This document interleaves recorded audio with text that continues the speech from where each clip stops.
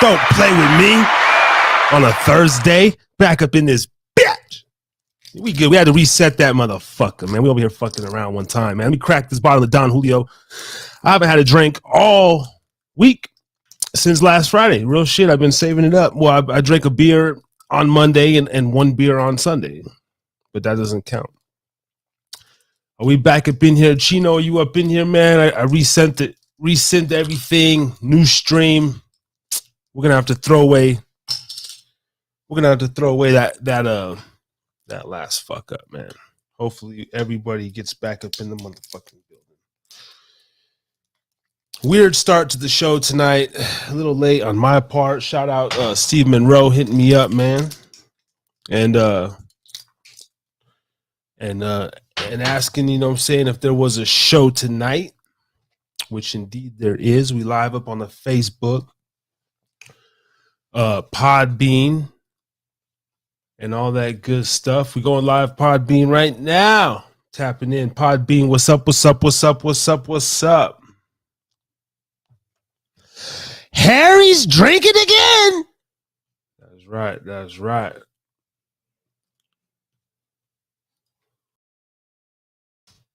That's a reset on now. Tap in 435-602-2975. Justina should be on the tap in. Ray should be on the tap in tonight. We might be doing a live interview with the Chino Boy. Shout out to Chino Boy, man, and Xander Rage and the whole Restless Texas. Yes, sir. Chino's. We're all good, man. We're all good. I wasn't, fucking up. I was fucking up for a minute, bros, because I ain't had a drink, dude. Real shit. I've been waiting, dog. I've been waiting just to sip with y'all, man. I ain't fucking had a drink all motherfucking week. Because I don't have to drink all the time. It ain't about that. But, you hear that? Just, it's beautiful. I think that's my problem. Let me just get a little.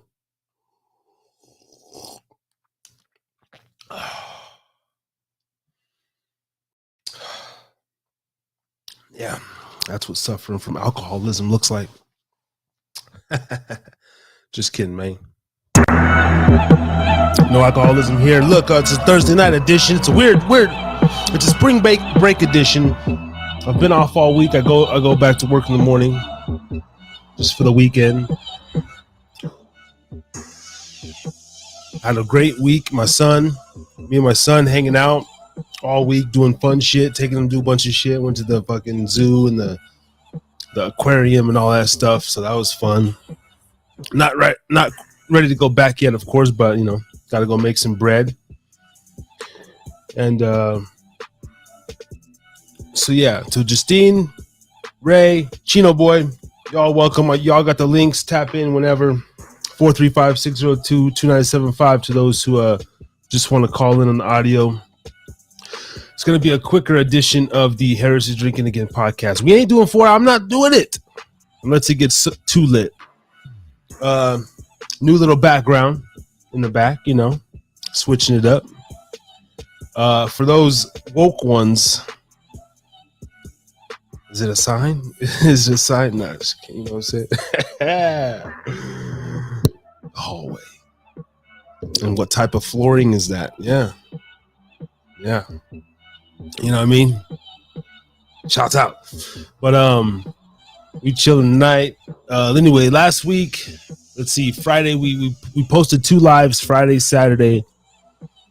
Friday night I went on a drunken kind of racial tirade, and I might have to take a couple of videos down. Yeah, I might. Not because of my language, because of the fucking music and the copyright claims. So tonight I'm not going to be playing that much music either. I know. It's sad. I know. But these copyright things, man, I don't want to fuck up my channel already, bro. YouTube be on some bullshit. So I'm going to play a couple of my own tracks, and then I'm still going to play some Chino Boy shit when he comes on. But I'm not going to, go heavy with the random music playing. I got a copyright claim on my own music. CD Baby. Damn. I got to hit up CD Baby and be like, yo, it's my own music. They saying they own it now and shit like that, man. What the fuck? You know what I mean? Crazy shit. Industry devils. I ain't gonna stand for it, man. I ain't standing for it, man. That ain't gonna fucking happen. It ain't gonna happen. Saturday show was cool. Morning recovery. Just talked my shit again, and pretty much, you know, whatever. I don't care. I'm just gonna go in, do what I do. Ray said I kind of apologize too much. I don't think I apologize at all. First of all, I don't apologize type motherfucker. I speak my speak when I speak it. Oh, damn, I made a fool of myself on fucking Star Report, man. God damn it. I called in tonight. He picks up the fucking thing and I got sidetracked, bro. Where I get my trash taken out around here, right? And so you set it out by the door and these people come. And yo, it sounded like the bitch is trying to get in. And it was like her fucking, she rubbed up against the door. I just see the shit like, and this, you know, and I was making the joke like, yo, fucking, sorry, there was a white intruder trying to get in my house, and I was just fucking distracted and shit, and he ended up hanging up on me, but it's all good. Shout out to Star. Hopefully the hate room fucking had a good time with that one, calling me all sorts of names and shit. But I was fucking pissed, man. I was shaving my head. I had a bunch of shit going at the same time, bro, and then I fucking hear this bitch fucking brush up against my door, and it threw my train of thought off, and so I made an ass of myself on Star's channel, but it's all good. Shout out Lonesome Lenny that came from over there. Gave me a holler of shit. But anyway, I had to redo the title. I couldn't fill the description out the way I wanted to. I had plenty of time to get this show prepared tonight, but I dropped the ball. I feel like I dropped the ball. It's still gonna be a lit show, but I just have a lot of shit. Had a lot of shit going on earlier, and you know, we're here now. We are here now. Yes, got a new shirt. We got the new thing in the background. I cleaned my little studio area, my room. Hold out the desk. I did the deep clean in the whole crib, but especially the desk. Polished it, wiped it down, everything. It looks so nice. It looks so nice. We got a little pink Himalayan salt lamp right here. Does the colors and all that stuff, so that's dope. And that was my week, man. Really good week. Really peaceful. We here, gang. Shout out Chino. Yeah, man. You got the link, so if you can get on, I don't know how it works. iPhone. We're gonna go to street. We should be over at StreamYard next week, man. My Melon subscription ends April 11th, so that's like what, Tuesday, Monday. So if you could tap in, if not, you know, boom, call the audio, and because we're ready to go. We're waiting for Ray, but if you're ready, Chino will bring you on, man. Let the people know what's good. Let's get a couple of your songs loaded. Hopefully they don't give me no fucking claim, bro. If they do, I'm gonna have to edit certain shit out. I'm still figuring out this YouTube shit though, man. Oh, you can't see it because it's in the way. I finally switched my pop filter. You know what I mean? So I don't got the yellow tape. We got the nice one. We got the yellow tape over here. Bam. So I did some shit this week. You know what I mean? Reorganized my little desk and everything. Feels good. And went and bought me a nice carpet. So my feet are on this nice plush. And I'm going to only bust the carpet out for the lives. So I'm going to keep it super clean. After the show's over, I fold it up and I put it back up there like, you know, like the Hindus and the Muslims and shit, you know, keep shit nice, you know, only pull it out. Sacred Thursday night rant ceremony. And so that's my new little thing. That is my new little thing here, man. Hold on, let me put the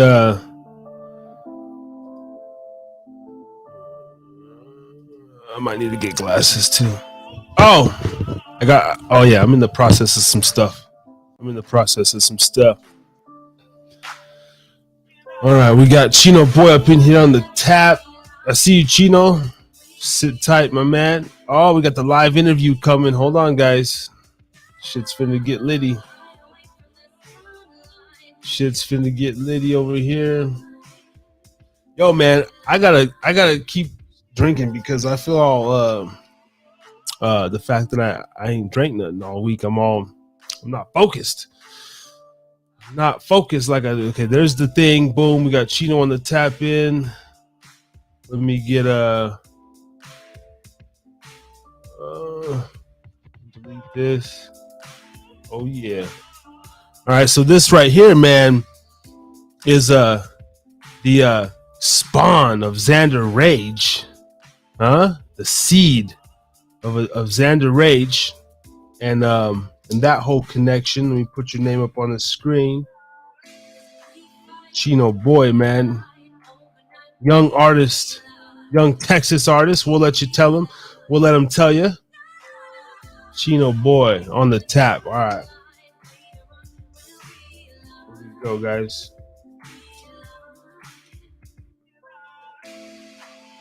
Bam. Chino Boy on the tap. Bam. And you should be coming through. Let's see. Oh, okay. Yeah. Yes. Hold on here. We're fucking around tonight. Ladies and gentlemen, Chino Boy.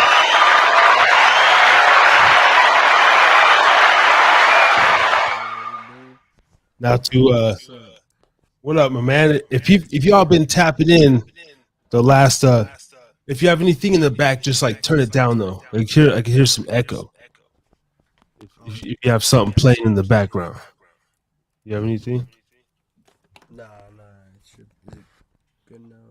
Is it my phone? Let me see. Oh shit! See, that's gonna be a copyright strike. Fucking Matt Hoffa podcast. 1 second played. YouTube's tripping, bro. But what is going on, man? The last couple weeks, you guys have been hearing this man right here, Chino Boy. We've been playing some of his music live on the podcast. Now, your father is Xander H? Yes, sir. That's my father. He's from Texas. Me and my brother. So my brother Daigo, also Daigo 417. Shout out to him. We're actually from Salt Lake City, Utah. So our dad's from El Paso, Texas. He moved out later in his life to Salt Lake, and that's where he met our mom and had us or whatever. So that's where we're from. We're from a little hood called Rose Park and shit. It's pretty Blood and North Bay affiliated, but yeah, that's where we're from. Heard about the Rose Park. Pretty known around here. Why is there an echo though? You don't have anything else playing in the background? Nah. What the hell? Let me see. Huh.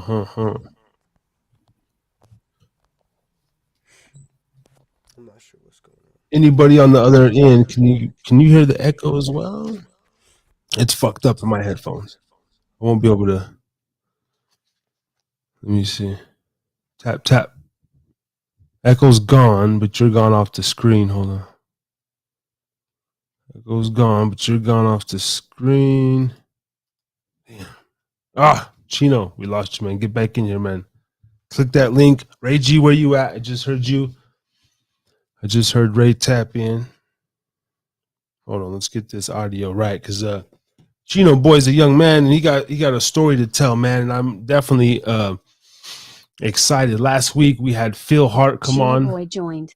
Here we go. Last week we had Phil Hart on, and now we get Chino Boy, man, and from a whole different demographic and everything. So originally from Salt Lake, and but you've been out in Oh, Chino, where you at? Where you at, Chino? Okay. Let's see if he gets back up on here one time. I hope I don't get fucking claimed. I hope I don't get claimed with it. Chino, try to tap in one more time, my brother. What is going on here? Shout out to the Podbean squad. And let's go over here to the Facebook. What do we got over here?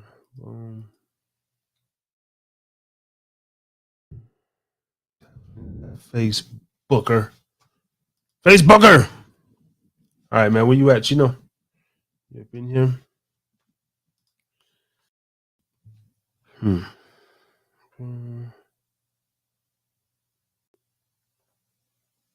I heard Ray G up in here. Well, it's all good, man. Until they get back up in here, let me keep this show rolling. Sorry, guys. You know, like when you Chino boy joined. Here we go. We got Chino in here. Got the headphones.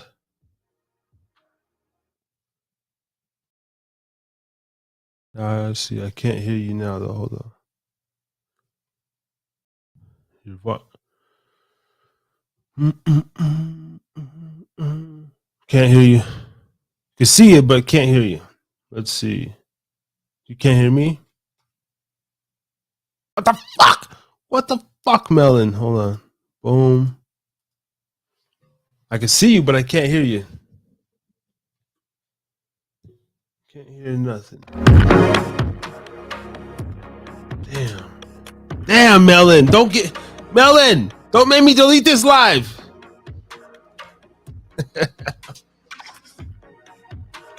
All good.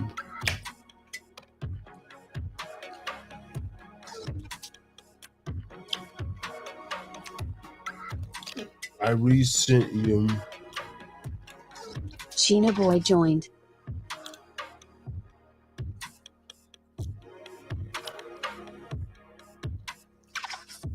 Hold on. I resent. Yeah, you guys are on the other line. Chino, try to tap in again. Fuck the headphones and fuck the echo. It's all good, bro. Let's get it. And Justina and Ray, I resent the link. We're having technical difficulties, so I had to basically resend. That's the one I'm using. Let me double check I spelled it right. I don't see none of you. Chino boy joined. I don't see. All right, Big Chino. All right, man. Yo. What up? All right. See, I think we're good now. Ray G joined. I think we're good. Ray G's on the line. I see you, Ray G. Sit tight, man. What's up? Sit tight, Ray G, man. All right. Anyway, what is good, my brother? So, what's up? Let's get this shit. Difficulties. Yeah, let's get this shit smoothed out, man. Plus, I haven't dude. I haven't drank all week, like purposely, because I went a little hard this last weekend, and so I think I'm a little, I need to get something in me, man. I like your lights in the background, man. I like the fucking. Yeah. I'm a big light guy. I'm a big setting. Yeah, it's dope. Gotta get the vibe going, Gotta, have it lit in here, get the music. Got a little, here we go, a little elephant over here, lit up. Changes colors and shit. That's what's up. Okay. I got a little. Yeah.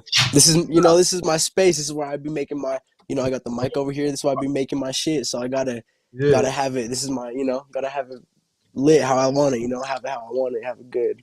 It's my area. Absolutely. Shit. Now you got to get in your creative zone. Now, speaking of creative zone, you be making some music, man. You be writing some music. Yes, sir. I'm not gonna tell the people, but if you want to tell the people, how old are you, man? If you want to. So, I will say, a lot of times I don't like to get into my age only just because I feel like I have a lot to offer mentally, and just my mindset is a lot above, most people my age, and just I feel even just above most people in general, which which if usually I feel like if I give the age first, they Stuff. kind of little bro me, if you I know what I mean. respect that. I respect But that. No, that's but but I mean, I'm fine with giving my age. I got no problem. But usually, I kind of like to meet well, them, look, get to know me, and then tell them later. You know what I'm saying? let's keep that. Let's keep it. Let's just say you're under 25. Yeah, I'm a youngin though. I'm a youngin for sure. I'm a young dude for sure. Like that, bro. Under 25, man. And and yeah, so your music, I mean, definitely has a dark vibe. Mm-hmm. From what I've heard too, but it has a lot of knowledge in there. A lot of seems like experiences, man. You sound For like a grown, sure. grown man, like you've lived a lot. Did that come from?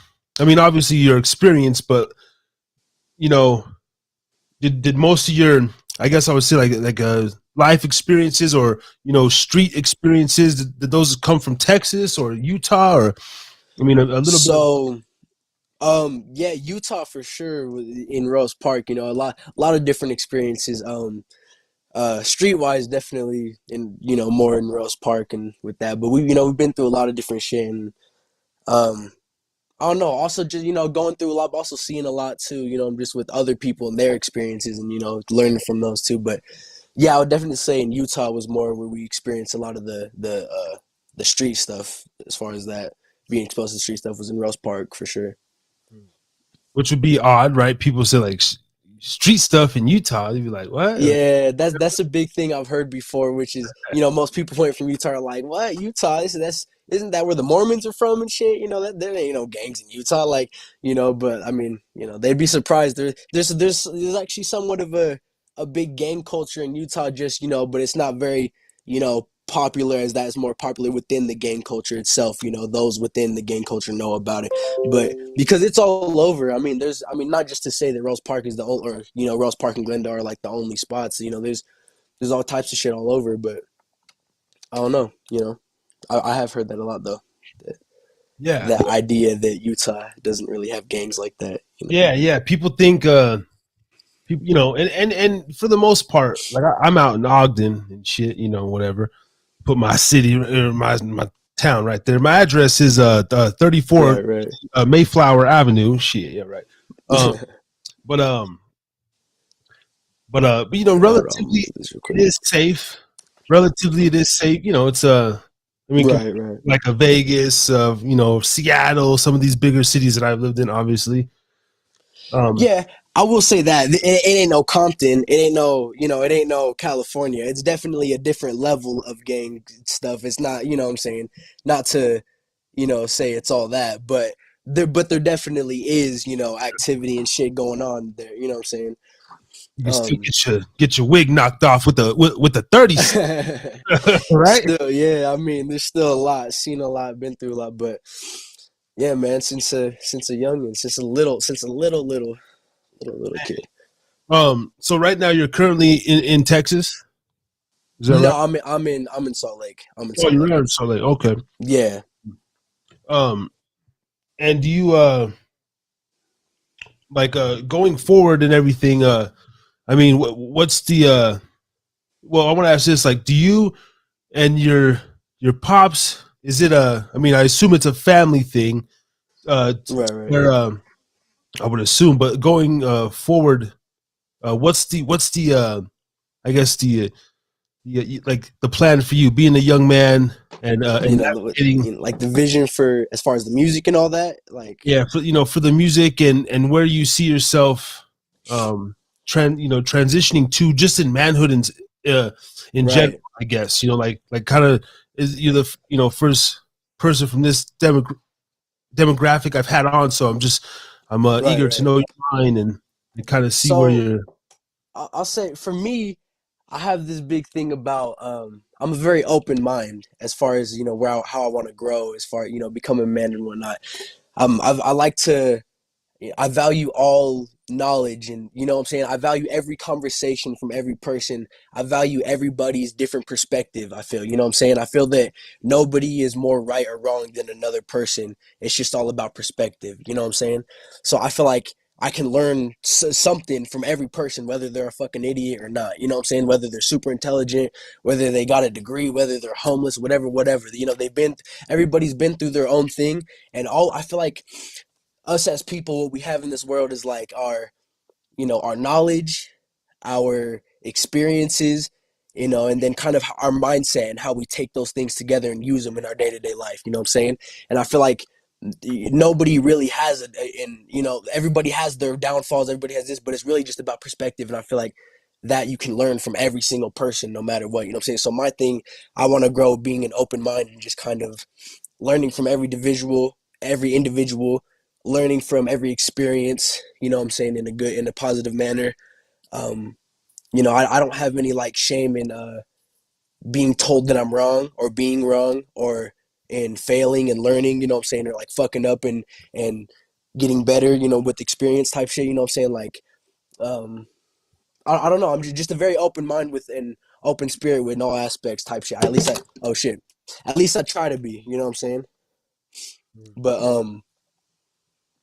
That's yeah, for sure. That's kind of my mindset with most things, to try as far as life and, you know, getting older, growing, whatnot, just to be an open mind and kind of learn from everybody and just grow from there. You know what I'm saying? Just soak up everything and kind of listen more than I talk sometimes. You know what I'm saying? Because you can really grow as a person from doing that. You know what I'm saying? Because a lot of times our own pride and greed or whatever it may get in the way, or just our own mindset of how we're so fixated on our own way of living, you know what I'm saying, can get in the way of growing the way we want to, when, you know what I'm saying, when, or we get so stuck in feeling like we know it all or feeling like we haven't figured out, that it stumps us from actually figuring more out, you know what I'm saying? So just always staying open minded, always staying, you know, open to more, and to, you know, not feel like I just haven't figured out, you know what I'm saying? You can always gain something from somebody, whoever it is, or any experience, whatever it is, any, you know, whatever. But yeah. yeah, for sure, that's all. I mean a fresh take for, you know, I guess for Ah, younger people, you know, a lot of if you can keep that mindset, shit, you know, you're gonna be mm. successful. And you know, I could tell talking to you now, man. Shit, I don't even, you know, yeah, I ain't know R. Kelly, motherfucker. Age is a number a little bit, but I don't, you know, I don't know your age right now, because it's that it is about you know, just if you can relate to somebody.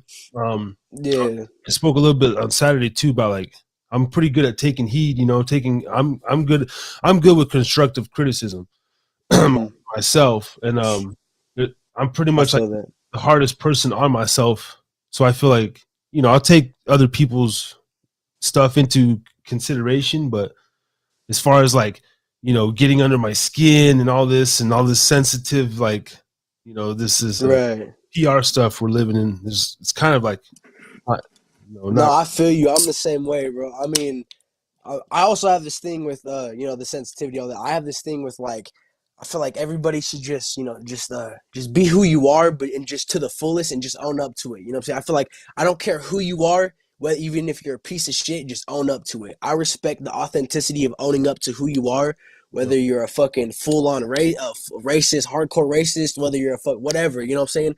I respect somebody who is at least authentic about it than the same person who is the same thing but hides it. You know what I'm saying? Like, Yeah. I don't know, but I could definitely see, you know, like the, as far as the sensitivity thing. That's why I'm very rarely offended by anything much. You know what I'm saying? Because I don't know. Like I said, it's, to me, it's another perspective. You know what I'm saying? Like I said, it's also that I just, you know, like I fucking lost it. But like I was saying before, you know, just that it's You're probably like, fucking you know, whatever. You know what I'm saying? Like, you're comfortable in your own skin, though, your own yeah, head. just to own Your up own, to it. You know what I'm saying? I respect that. You know what I'm saying? I respect to yeah, be what you are, who you are in your lifetime, and say fuck everybody else. I am who I am. Whatever. You know what I'm saying? I can respect that from another human, no matter whether they're a piece of shit or whatever they are. You know what I'm saying? Like, as long if they own up to it, you know, I respect the authenticity. You know what I'm saying? Like, but I don't know. You know, that's yeah, what for we sure. I see you, Ray. I see you, Justina. Hang tight, man. And before we get you out of here for the first time ever, I'm gonna get 5 fools on the screen. 4. We see. We're gonna have 3 men. No, I can't even count. There's 2 of us now. We're gonna have 4 That'd be people. tight. Never mind. We're gonna have 4. We already had 4 before, but I'm gonna get everybody on the screen. And if Ray and Justina want to ask you any questions, you want to chime in. These are. Yeah, I'm down to talk. I've been tapping in a lot lately. I've seen a lot of your conversations. I like, you and Ray and whoever, like, seen the one with Paul. Like, I've seen a lot. I've been tapping in. I fuck with you guys. I fuck with the energy, the authenticity. Like I said, Yeah, man. when I hit you up on IG, whatever, If anything, man, look, like I'm still, I'm 30. I'll be 35 this year, and dude, I feel like I'm fucking 25. Like I still feel hella immature some days, and some days I feel like I was supposed to be born. Like I feel like I'm old soul some days, and then there's some days I feel like, damn, bro, like I'm fucking hella immature. Like I'm just like not there yet. Yeah, I feel the same way. I'm a young dude, but I feel like I get told a lot I'm an old soul, but I'm also a very, spirited person, and I like to, be wild and whatnot. So I'm also could be considered immature by a lot. So, I feel you, But on this platform, man, it's really just in the last couple weeks, it's about growth. It's definitely honesty, transparency, and this right here is a way for me to. Because I'll be honest, man. When I was younger, I had the drive to rap, man. I had to drive to rap, man. I swear, like I always say, like if somebody would have came and just like, man, I was like a loose cannon, If I just had a little bit of direction, like somebody to just like let's go over here and fucking just lock me in the studio, or whatever. right. I feel like I could have been one of those, like, you could have molded me, you could have trained me like a soldier or whatever, and I could have things on that tip. And now getting older, man, I'm a dad now, and just like shit changed, man. Just getting older, getting, I guess, wiser, getting a little softer in some areas. Fucking having a dad shit or having a kid. I feel you. But this, Having a dad. yeah, just, I wish I had a dad. He was there for me in the beginning, but fucking, this was a way for me to be creative and to get my, being able to write, still perform, but at the same time be, like you said, just completely honest. Fucking, I'm this, I'm that, I'm a goofball, I'm a former fucking, I guess, drug addict, whatever. Fucking, still kind of one. I've been getting a little taste in the last couple, a little something, but Shit. I tried to fight. And we all. I tried to fight it here, man. But that's dope. But before I get everybody else in here, this is Chino Boy, and we're gonna get an official Yes, sir. interview. We're gonna get the Chino Boy interview going soon. I just wanted to have him tap in this Thursday and speak his shit and get his face. I figured out how to make clips of my live. So this has been spring break weekend. So I'm gonna start making clips of every Thursday show. So hopefully by next week, we'll take a snippet of this and yes, sir. You'll have something to go off of. Be tight. Big Ray. What's up? What's up? Big Ray, if you're what's up, Chino boy, man? Good to have you on the show. What's up? Brother Dakota, I only see the side of your neck, brother. Well, I gotta. There you go, man. Show that handsome face, brother. Yeah, there you go. Oh, what's up with this, though? What? Remember we talked about that? Which one? There you go. Representing. The Harris is drinking again. Minimize it, please. Unless I can be like this. You will never see my face the whole night. Hey, Chino boy, I got a question for you, brother. What's up? Where'd you get the name Chino Boy, man? Because I got a cousin named Chino Boy. Because I got a cousin, her, they call her Little China.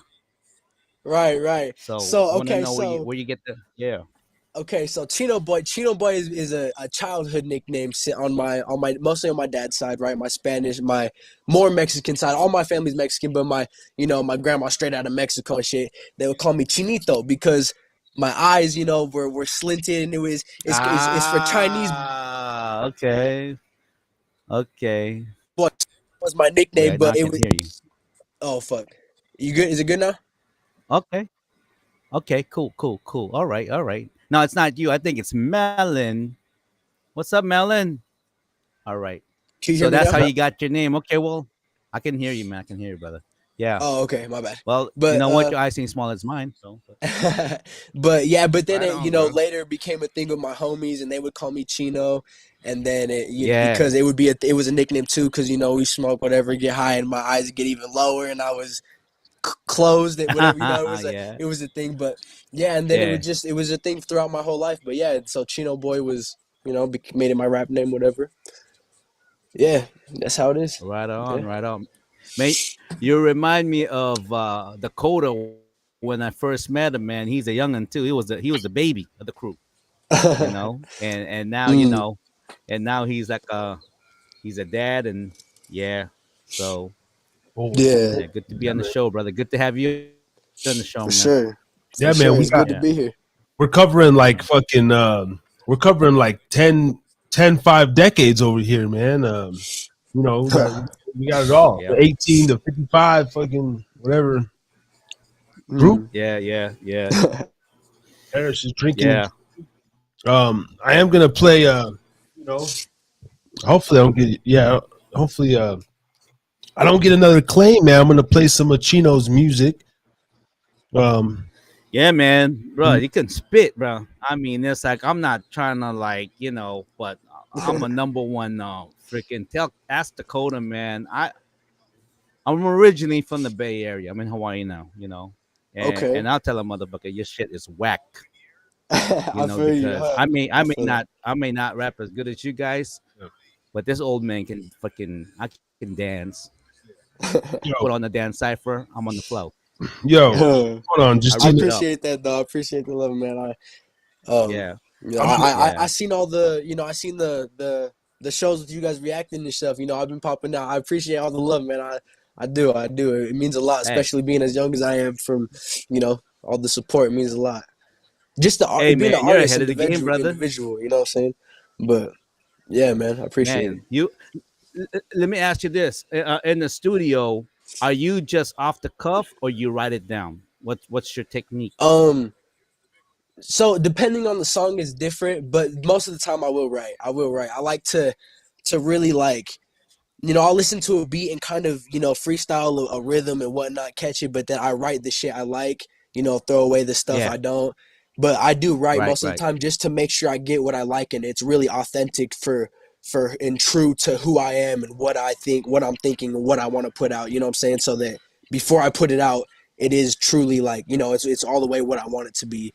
That's only my only thing that I don't like about freestyling, just because it can come out authentic in the moment, but it's also you don't really know once it's out if it's really you or not. Right. But you know, Yeah, I gotta tell you, man. I respect I respect people who write, because I don't know if you keep up with the whole NFT and all this. I'm a little bit late in the game, yeah, I do a bit. but the one thing I realized is that, yeah, it's there's something about like doing it off the top of your head, which is creative and artistic in a way. Hmm. But when you write it down, the story of it's the true. lyrics,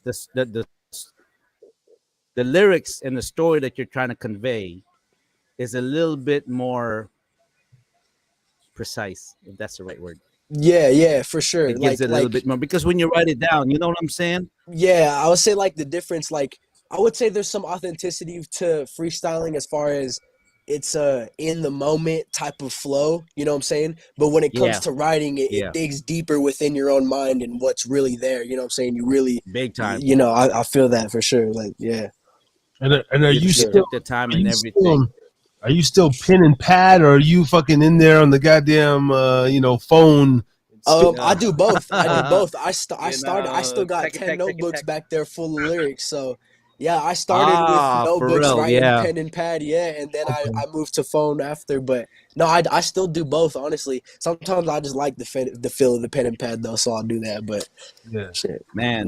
I do both. Yeah. There's something about it, right? The smell of the paper, the smell of the ink, Shit, all of it, huh? For real. this the whole thing, and and there's something about digital. The only thing about digital I'm concerned about is I know the whole blockchain and everything like that, but it's kind of like freestyle. Sometimes, you know, it really boils down to like the the original thought, Hmm. and the meaning. I mean, that's what art is. It's like sporadic. It's like spontaneous. It's like at the moment. You know what I mean? That's what makes Right, art, right? right, So right. you know, but it's good, man. You have it in writing. If you can Hmm. have that digitally, and then you can do on the top of your head and shit like that, man. I Right, tell you right. what, man. This whole NFT game, man. Right now, we're just getting off the whole Bitcoin shit, and now this whole NFT game, which I'm basically just embossed myself with just learning it. Uh, Mm, it's to the next level, brother. mm. It's to the Yeah, next I've level, been and it's funny getting a because little bit into it, but it's not funny too much. because all of the stuff that we talked about, like I would say over a decade ago, you know, last night Dakota said, "Yeah, I got some recording back in '09 that we did on the phone and everything." I can't wait to hear that. Yeah. So I'm I see trying to play Justina on that. the line. Justina, if you're ready, I'm gonna bring you on, girl. She's a post-op surgery, and then I got this Generation Demon Cipher loaded. Sorry, that's my main shit for some reason. I Hey, Harris, I I was love gonna that say shit you too. should play that song. It's one of my songs. You don't have to do it now, maybe if you want on your own time. But it's called um, "Life Is Hell, So Where Is Heaven." It's a very like lyrical but dark song that I think you personally would be a favorite of yours, probably of mine. But it's a very like I don't know deep meaning, but it's in a dark way, but very lyrical. Slow type. I don't even know. definitely It's play dope that. though. Hey, shout out to my boy Fernie Ruiz, man, out there in Mexico, Bernie, man. Bernie, Bernie. Motherfucking finally tapping in. What's up, Fernie? Man, Fernie on the man, he's my brother, man. Got deported over fucking a decade ago. Just They're hating on him. and Daisy Ruiz. Yes, sir. Shout out to man. Bernie. But Bernie, help. now we got Bernie, man. Just Unique, aka Just. How you doing? We can't hear Just you. a little bit. Just a little bit. We can't hear you. Oh no, Just a little bit. What's up? What's up? Justina, we can see you, but Oh, we I thought can't hear you. We can see you, girl, but we can't hear you, girl. What? Hey, I just want to let you know, man. I watched the most amazing movie this weekend. I think the story. I won an Academy Award called Coda, and it's a story about this young lady who has a amazing voice, but her family's all deaf. Her brother, her dad, her mom was all deaf except for her, Uh-huh. and just showed the pressure. And it's like the girl can sing, man, and I love those kind of movies. Huh? Just want to bring that out there. Coda, Coda. Watch it. CODA. mm, mm, Trying mm, to bite mm. off my name. They're trying to bite off my name. Yes. Um, Justina, Coda. s- we can't hear you. Yeah, we can hear you. God damn it. We can see her. Yes, sir. Yes, We can sir. see her pretty face. All right.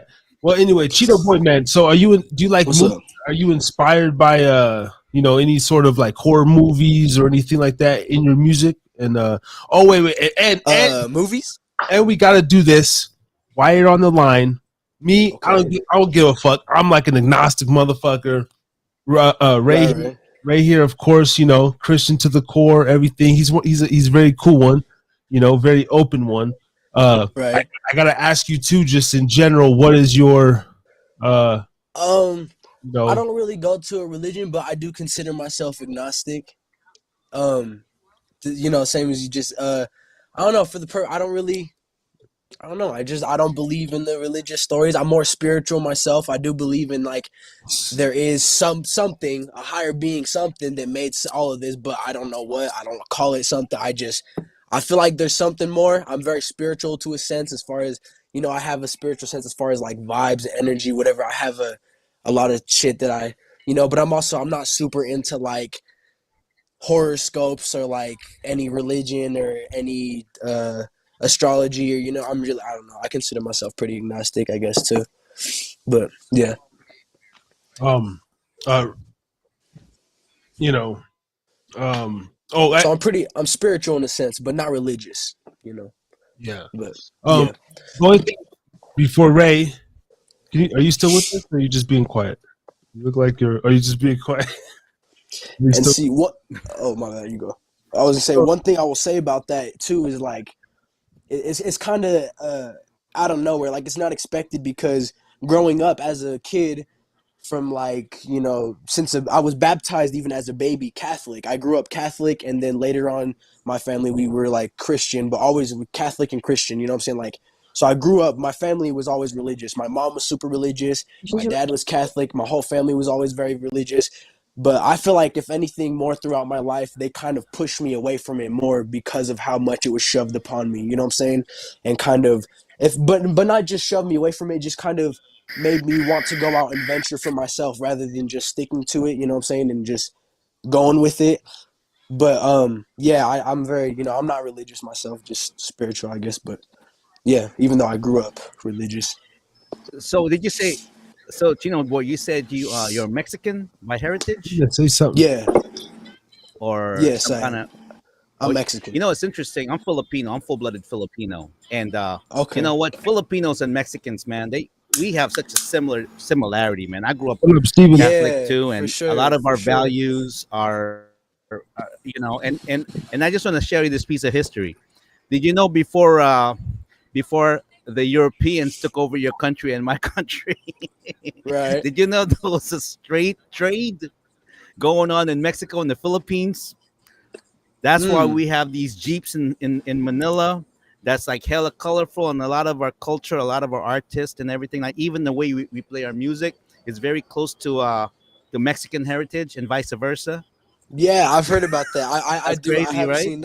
Yeah, how I do know about that. How Mexicans and Filipinos are When I very went to similar as far Mexico, as our man, whole I culture felt and very at our home. families, everything. Yeah, Hell we're very yeah. similar. Everything. Our Yeah. I love grandparents, we it. get whooped the It's same. great, man. Everything, for sure. Oh, yeah, and the drunken uncles.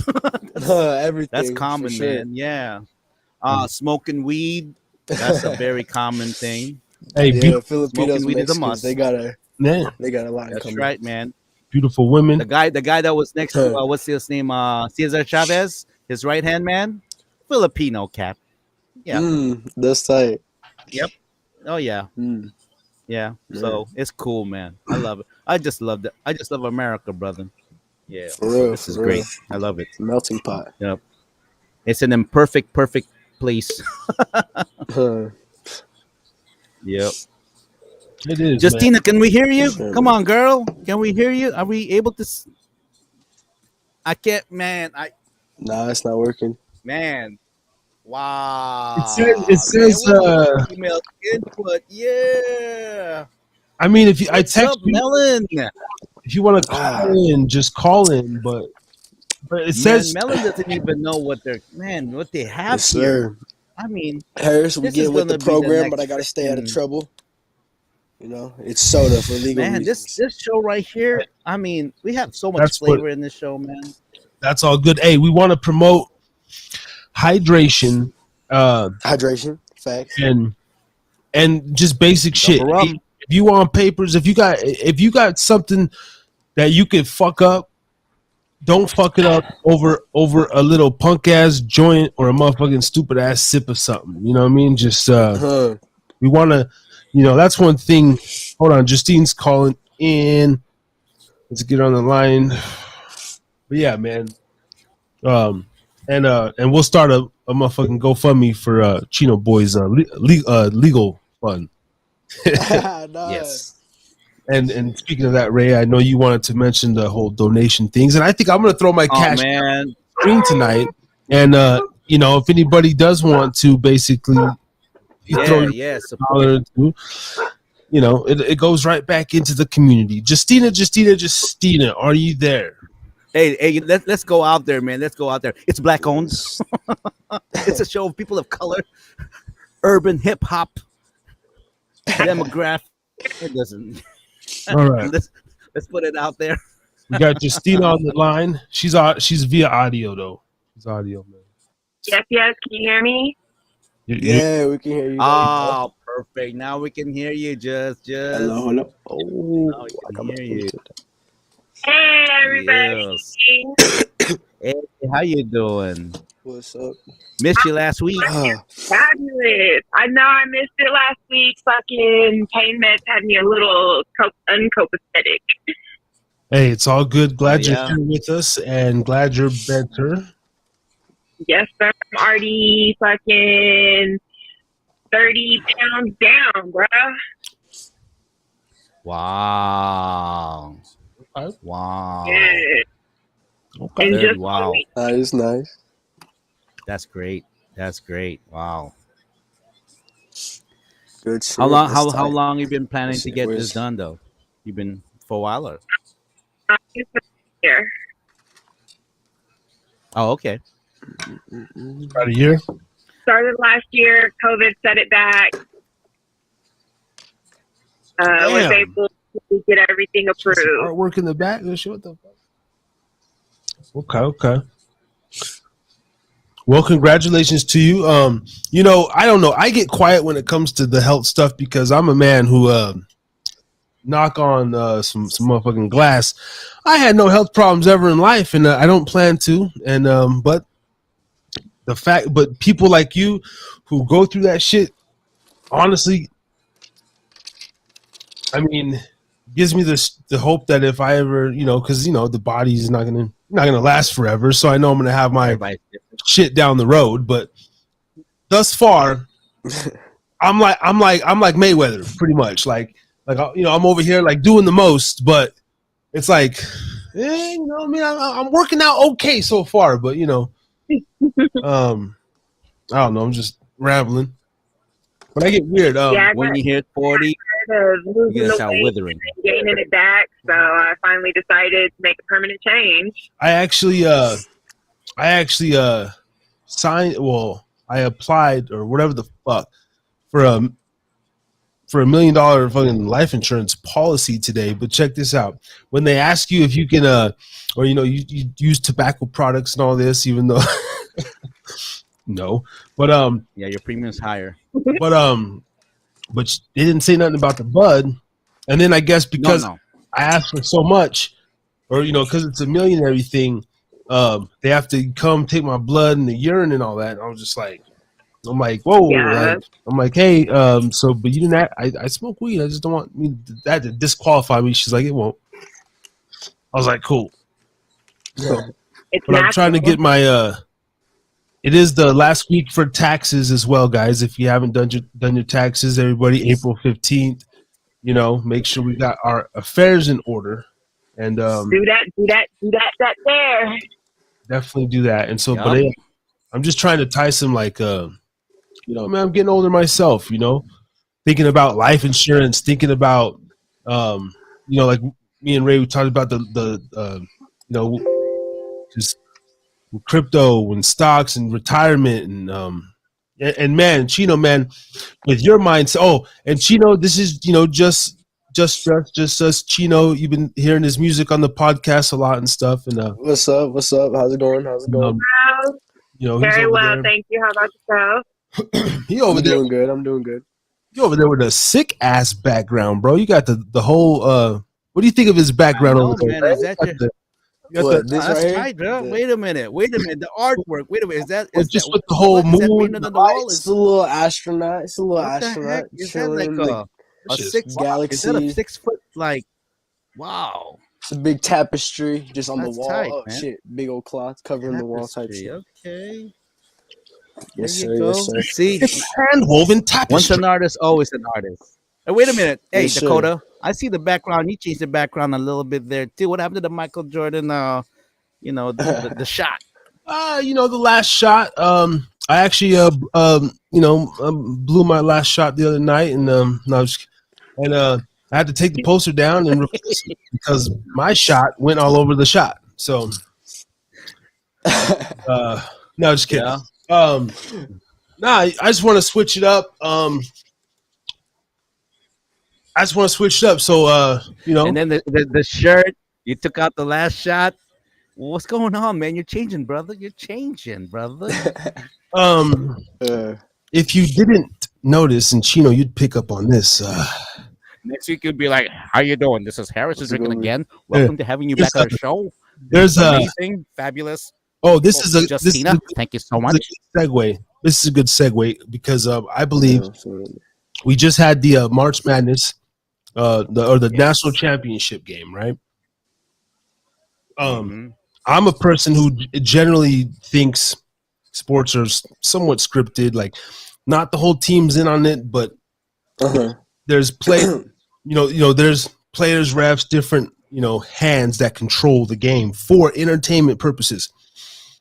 I was raised a UNC fan, in the 90s, Jordan, fucking Vince Carter, like been a Tar Heels fan my whole life. So I was super excited, but emotionally I'm not into it. But there's a symbolic meaning for this picture for those who are awake. And I think some of those forces were at play Monday night, man, because there's no way Carolina should have blew the 15-point lead. And then Caleb Love, he up there jacking up shots. Hubert Davis don't call no timeouts. He don't never take this kid out the game, lets him come back. Bill Self's dad died. There's always a death around. Speaking of death, it is April.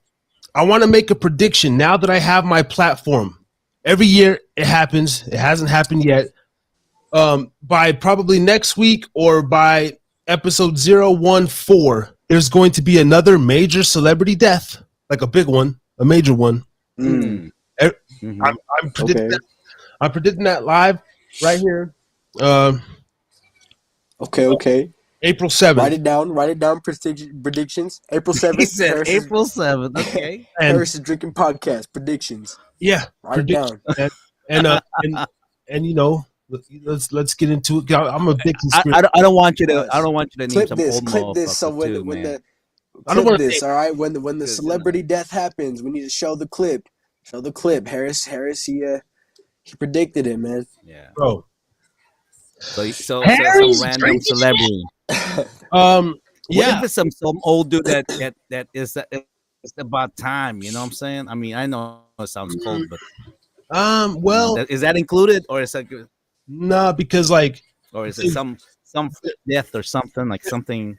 It's gonna be it's gonna be an actor. A prominent rapper, because hey, we haven't had no prominent rapper death in 2022, and that's actually a good thing. But I'm just saying, for ritualistic purposes and these sort of people that walk the halls of these type of buildings and stuff, I don't know. There's something going on. There's something going on, and that floor, the Masonic flooring and stuff, it's in all the cartoons, it's in all the Disney stuff and everything. So anyway. They reached out to me, and this is my way of saying I am entering the YouTube elite. No, I was just kidding. I crossed over 60 subscribers, and now I'm trying to get the elite's attention. But no, that's my prediction, man. It's April is a season of sacrifice, and it's called I believe 13 Days of Baal, Baal. Look it up. We can do Do you know who that is, Baal? Well, it's some the ancient fucking evil half fucking goat man. Actually, years and years ago, you see, years and years back in ancient times, man, Baal. Actually, that's the name, Baal. Baal was actually people actually believed in Baal. Like really, I actually thought that Baal was like God and everything, and we still have Baal today. Yeah, and in so a this different is like form, a religion, though. or And it's in the Bible, brother. That's why I some love sort the of Bible, cult man. of some kind. I love the Bible. Shouts out. I just want to let you know. Talk, teach, truth. The truth is the word. So, anyways, yeah. No, Bible, man. It's a freaking heathenistic god that people believed and sacrificed people for. Yeah. Mm. No. And people still. I'm gonna get ready to share my screen. We're gonna go down this rabbit hole. Hopefully, I don't get another fucking copyright claim. But Might as well get used to that. might as well. Hey, Another copyright claim. Harry, this is random, but hey, bro, let's do a song if you down. Let's do a song sometime. Oh. Yeah, man, let's do some music. I know we're doing a podcast, but let's hop on some music sometime. I know Hey, you're let's doing do it, your man. music and shit. Bro, I've heard it. I fuck with it. Let's let's hop on some tracks sometime. Ooh. Yeah, man. Let's do it. excuse me, I got a fucking shit in my throat. Yeah. Put Yes, the beat on, baby. let's definitely get into a song. And right on to that. Right on that. Yeah, put a beat on. No. Sure. Hold on, calling Yo, in. yo. Are we on the Harry Drinkin again podcast? Oh no! Yeah. Whoa. Who is that one right there? Yo, hey. Big round of applause. That's That one Xander. right But on the line, there. Xander, this Yes, man sir. right here, Oh, what's up, Xander Rage? another member of the LTB of the West Windover family, That's right. Dub City in the house. You know. Dub City's finest, the MAZ. How's it going, my brother? Oh man, hanging out. Hey, you know, we just left the bar. You know, the Sin City lifestyle. We watched the baseball game. You know, it is what it is. You know? Out there living the Sin City life. You're are you sipping? You're tipping tonight or what? What's going on? Oh no, we've been sipping a little bit of that Buffalo Trace. You know, I've been telling you about it. You know, Buffalo Trace bourbon. Yep. Good stuff, and a little bit of those Miguel Ultras, and we were watching my Braves. You know, shout out to the champs, Atlanta Braves champs. You know, that's what it is. Atlanta Braves, okay. Yes, sir. That's what's up, man. You are finally tapping in. Tapping in. I said I was doing it. We're on the drive. My baby's driving us to the crib. You know, we had a bunch of drinks. It was one of those days. You know, have your woman driving. Shout out to your girl, Blanca, in the house. Yes, sir. Shout out. Yes, sir. MAZ Yes, from LZ. Well, we just chilling on another Thursday night, man. We got Cheeto Boy on the line. We got Yes, Xander, sir. What's up? we got Ray, Justina, and the MAZ from LV is live on the screen. Let's go. We're playing. I love it. I love that everybody is taking into that. Hey, Ray, what's up, my man? I haven't heard. What's up, brother? What's up, man? What's up? So, what's up, dog? What's up? What's up, man? Well, How are you, sir? How are you? We're chilling, man. Yo, you got to call in and give me because, ladies and gentlemen, for the background story, this my brother right here, Mikey, used to, when I used to get drunk and sloppy and shit, he'll be like, and he used to call me Harris. His dad called me Harris. Back when we were playing basketball sports, Harris, get your ass in the line. And so anyway, the whole Harry, he used to say, Harry's drinking again. And, Harry's drinking again. That's supposed to be him. Harry's drinking again? Is that Mikey on another line, man? Is that Mikey? Yeah. Let me see a fucking face, bro. Let me see a damn face, Mikey. It's been a while. Wow. He's calling in via audio. You don't want to see this man. Yo, he looked like a real life lumberjack, bro. This fool got a beard. Lumberjack man. Yo, what's up, Mikey? Mikey boy. He looked like the goddamn. The prettiest girl in the world by my side. The flipper jacket. You know? He looked like the goddamn bounty man with the fucking the Mr. Clean, except he's not bald. He got the fucking plaid overalls and shit, doing his wood, you know. Mikey boy. Funny. Mikey. Yes, sir. Yes, sir. You already know. We're doing it. Live from that Vegas. We're doing it, man. We're doing the podcast. We're just ranting, talking shit. The channels, you know. I love it. I love it. We got. What are we doing? What are we doing tonight? I love the rant. What are we talking about tonight? Well, Man. You know what? The fact that you fucking called in, guys, this is the subtopic right here. Literally, I already got it pulled up. It's on the screen. 12 traits of a narcissist. That is that is the main topic. Justina, you relate to this. I check every trait. I'm not gonna lie. No, he just admitted it. He checks every trait. You got the biggest fucking narcissist, Mr. Guy on the line. Honesty is my best policy. It's probably check every trait, but it's okay though. All right. Yo, it's fun being a narcissist, man. So, 12 man on the stage. They say it's like they keep confusing. They say, bro. There's a genius in me, bro. No, there's nothing like That's what they all say. There's nothing like, you know, I have about 4 of the 12. I have 12 traits pulled up here. So you got more of a 4. You just don't want to give yourself the credit for the other 3 of the 12. Don't lie to yourself. 12 pulled up. Just keep it 100, bro. Yeah, read them off, man. Shoot, I got probably maybe six of them. I don't know. Grandiose. Yeah, right. Okay, so I'll put them up too right here. About 50%. Yeah. You got it. I got it. Yeah, 50% you know it, man.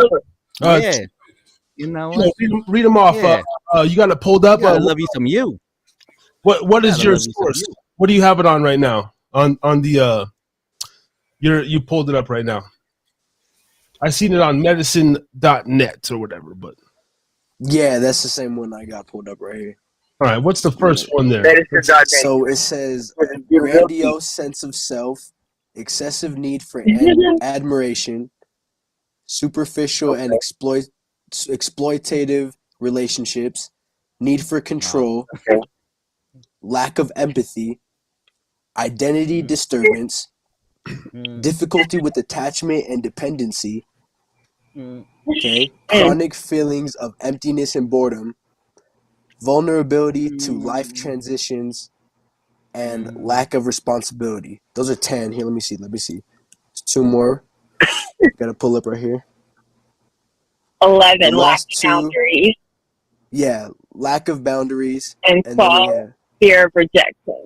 Yes, fear of rejection. Dated a straight narcissist. You know what? I guess I'm not as narcissistic.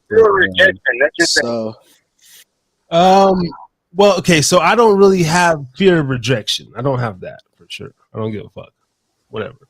Okay. I'm a professional salesman. That's been not my Yeah. I'm not gonna lie. That's part of my repertoire. That's okay though. Mike, you know, knowing you most of my life, you have the first 8, maybe. Oh yeah, 100%.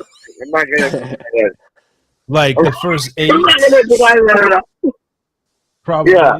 A lot of love in damn, that's damn near 60%, Mikey. He's got like he's 80% of the way. I might be like a 30% narcissist because some days I'm. No, you're far from 30%. Well, hold on, you're giving yourself a little less credit than you should. No, I'm like must be the center of attention. Feels slighted, mistreated. There's nothing wrong with being the center of attention, though. Being the center is cool. It's like being. It's good. It's like being. It's okay. And believes. Yeah. Sometimes I do feel superior to others and believe I deserve special treatment. I mean, I think we all do, you know. Yeah. Well, Ain't nothing wrong with that. often Right. often accompanied by fantasies of unlimited success, brilliance, power, beauty, or love. Let's throw sex in there, right? Wait, can you read? Can you read that again? Something beauty and what? Well, on the Can you read first that one, again? What did they say again? grandiose sense of self is feels superior to others and believes they deserve special treatment, and it says often accompanied by fantasies Oh, Mr. of Guy, you believe that you deserve unlimited success, you believe brilliance, that. power, beauty, or love. Yeah, 100%. I got that. I love narcissism. So you got that. You believe that you deserve special No, the isms. You believe that.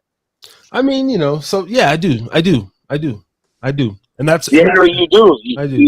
You got that trait. That's your trait. You are that trait. I call that trait. I want that. Okay, everybody pick a narcissist trait. I want the first one. Okay, well, okay. All right. No, actually, you know what? Okay, this is I gotta ask everybody this. Okay. Character traits. Let's talk about that. You know what I can't stand? I can't stand motherfuckers who are introverts, but yet Hey now. are narcissistic inside. Because because introverts to me, I just can't trust the motherfuckers, man. Because they don't say nothing whatsoever. Like, Yeah, I agree with that. That kind of puts me out. When you don't talk, it puts me out a little bit. yeah, they're like, and I'm sorry, a lot of Asians got that mentality, man. Got that character, like, oh, introvert. And then I'm going, I want to know what you're thinking on the inside, motherfucker. I wonder if you're judging all of this. No, I agree with you, Ray. Say it out loud. Let me know. Yeah, Let me know what you're thinking so I might be thinking the same thing. So let me know. See, I'm only quiet until I get to know you. Once I get to know you, it's all over from there. Is that what it is? Just, Yeah, I actually took a test, a psychology test that says that I'm half introvert, half extrovert. So I'm borderline on both of them. So one minute I can be really quiet, and the next minute I'm like way out there. Yeah, I'm way out there, man. I can't be an introvert. Fuck it, I don't even know how to spell in. Extra, big time extra, Filipino extra, right over here. To be honest, people that I've met that are introverts, I feel like are seem to have like a deep intellectual sense of the world. I feel like just because they observe a lot, what I'm saying, they don't talk a lot, they're not in a lot of drama, a lot of whatever. I feel like they observe a lot of what's going on and see a lot more than the average person. So a lot of that I've met have been very intelligent people. I'm not very introverted myself. I am to an extent, but it's almost impossible for an entertainer or an artist to be an introvert, man. I mean, especially if you're an entertainer, like you're a rapper and everything like that. For sure, if you're musically inclined, I can understand. Like, there's some people, like, maybe in the public eye, they're like quiet because like, good example, Prince. Like, he's really shy and everything. But you put him on the studio and you put a guitar in his hand, that motherfucker goes off. He's like, So to me, it's kind of like, I don't really consider that an introvert. It depends what we're labeling as an introvert, but for me, when I have met very introverted people, those people who do really like very kept to themselves, sit in the corner, don't just like, those people are very they do have a lot to say, they're just very shy, you know what I'm saying, but they do observe a lot and see a lot because they're afraid to say they're afraid to speak their mind. I have friends that are very introverted. Yeah, for sure. They're afraid to speak their mind, and it's like, dude, just freaking spill it out, because that's gonna eat you up inside, man. For sure, I can feel that. I do. It is very unhealthy. I can see that. I just, from personal experience, I have friends who are introverts, that I've gotten to where they're more comfortable with me and have opened up to me, where I've seen, dang, these are some pretty intelligent people, even though most wouldn't know that just from how shy and kept to themselves they are. For sure. But for sure, man. Very commonly misunderstood. You hit the nail on the head. Yeah, for sure, man. Like, I mean, the thing is this: it's not so much like there's nothing wrong with being introvert. I mean, that's just a personal. There's some people, like you said, Chino boy, like some of them are very smart and everything. What I'm talking about is the dumb motherfucking introverts. Right. No, because I could feel that. Like I'm a natural introvert. You know, especially when I'm not on the live. Like this enables me to come out of my shell. You know, well, anytime there's a camera, which is a narcissist trait. As soon as the camera goes on, I'm acting a ham. Always have been that way. But in my daily though, like when I enter, I make eye contact. I'm respectful, but naturally, I'm never the first person. I'm never the loudest motherfucker in the room for sure. Mikey definitely is. That's his characteristic trait. He's a loud motherfucker, bro. Like. He's loud. He's just loud. He's like you will not it's impossible not to know that Mikey was at the party. You will know that you were like he was there. Oh, he was that weirdo on the couch. You know what I'm saying? With his, like that's not true, bro. That's not true, bro. I'm a very shy individual. I don't like to be in the scene. Maybe those things. I like to just shit. Your girl's probably rolling her fucking eyes right now. Get the fuck out here. Don't be lying. If my girl's so mad at me, bro, I'm so fucking faded, dog. As you should be, bro. As you fucking should be. Goddammit. Don't be mad. Don't be mad. Oh, no, I'm so faded. I'm so faded on the Thursday. Harry's drinking again. Harry's drinking again. We over here on Julio tonight. You know, we had to up it. Oh, bro, you know your boy was on that Buffalo Trace. Tough. We only sip fine over here, man. I wish I could be sipping some Gubba rum. Sipping that bourbon. Gubba rum? No, actually, it's on the way, man. I spoke to Gubba rum, and he's really liking it, man. So, yeah. All right. Gubba rum? Yeah. Gubba rum, yes. Hey, can I give a quick plug? Can I get a quick plug, man? Yeah. All right, so right now, I would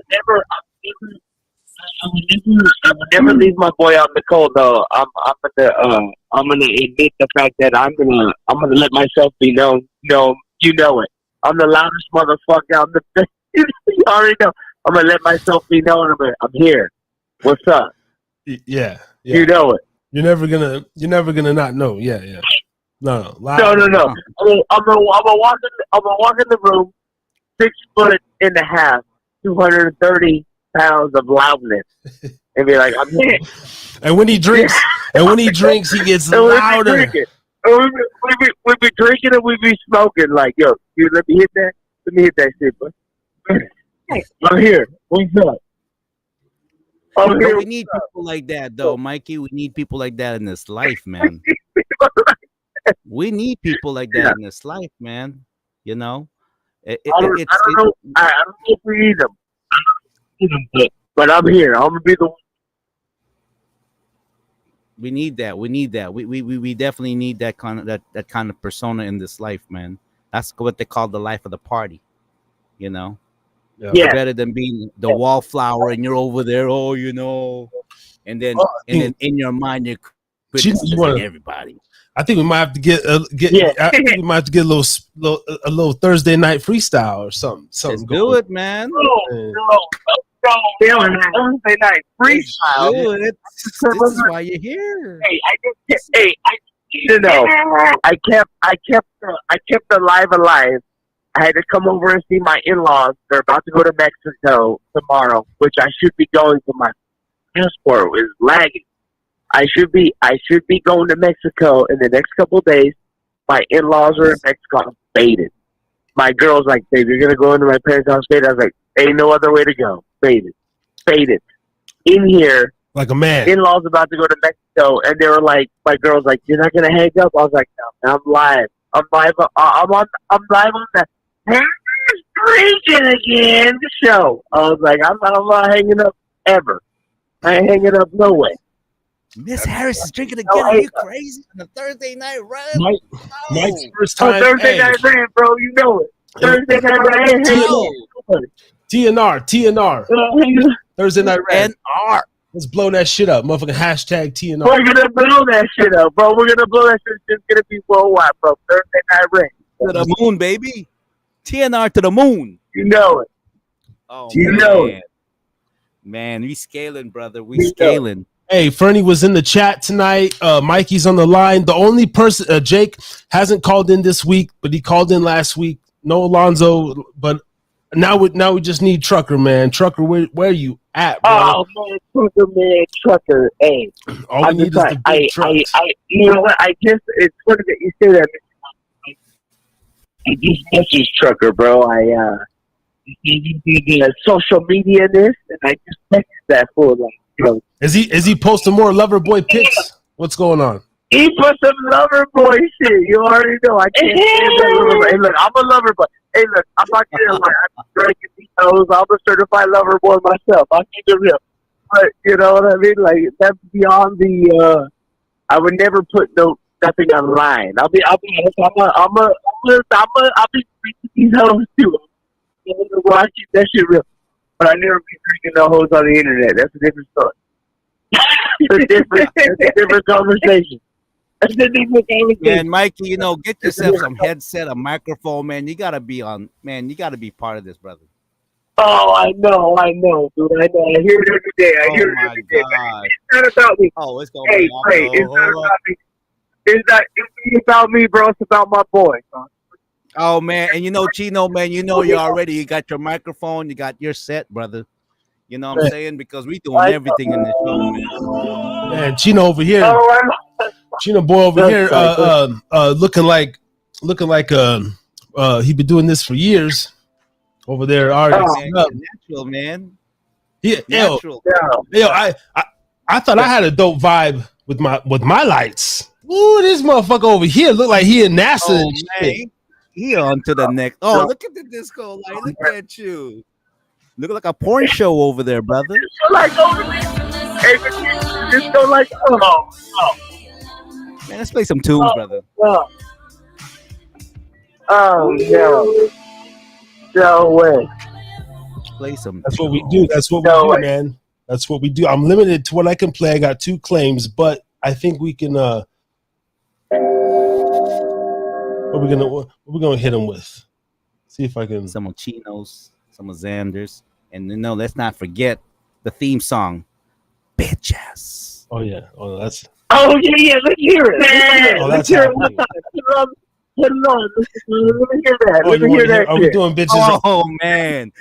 Oh man. I don't think he's ready. That bitch at Walmart thought she looked good. Let me hear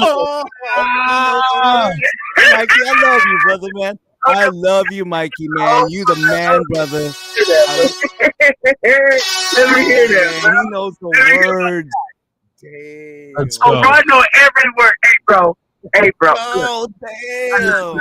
I'm not a hater. I'm not a hater. I am impressed. I'm not a hater, but that's my dog, bro. Hey, I'm not a hater. That's my dog. That's my brother from another brother. I know every lyric. I know every word. Let me hear it. This right here needs no introduction. Brought to you by Ho Hating Entertainment. Oh man, this is the thing. We just passed an hour and 20 minutes. It's music time, motherfuckers. Oh man, yo, Hoes. Blast that shit. What? Bitches. Hoes that suck dick, bitches. Ain't nothing to fuck with, bitches. Wanna get too close, Send them the black rose, bitches.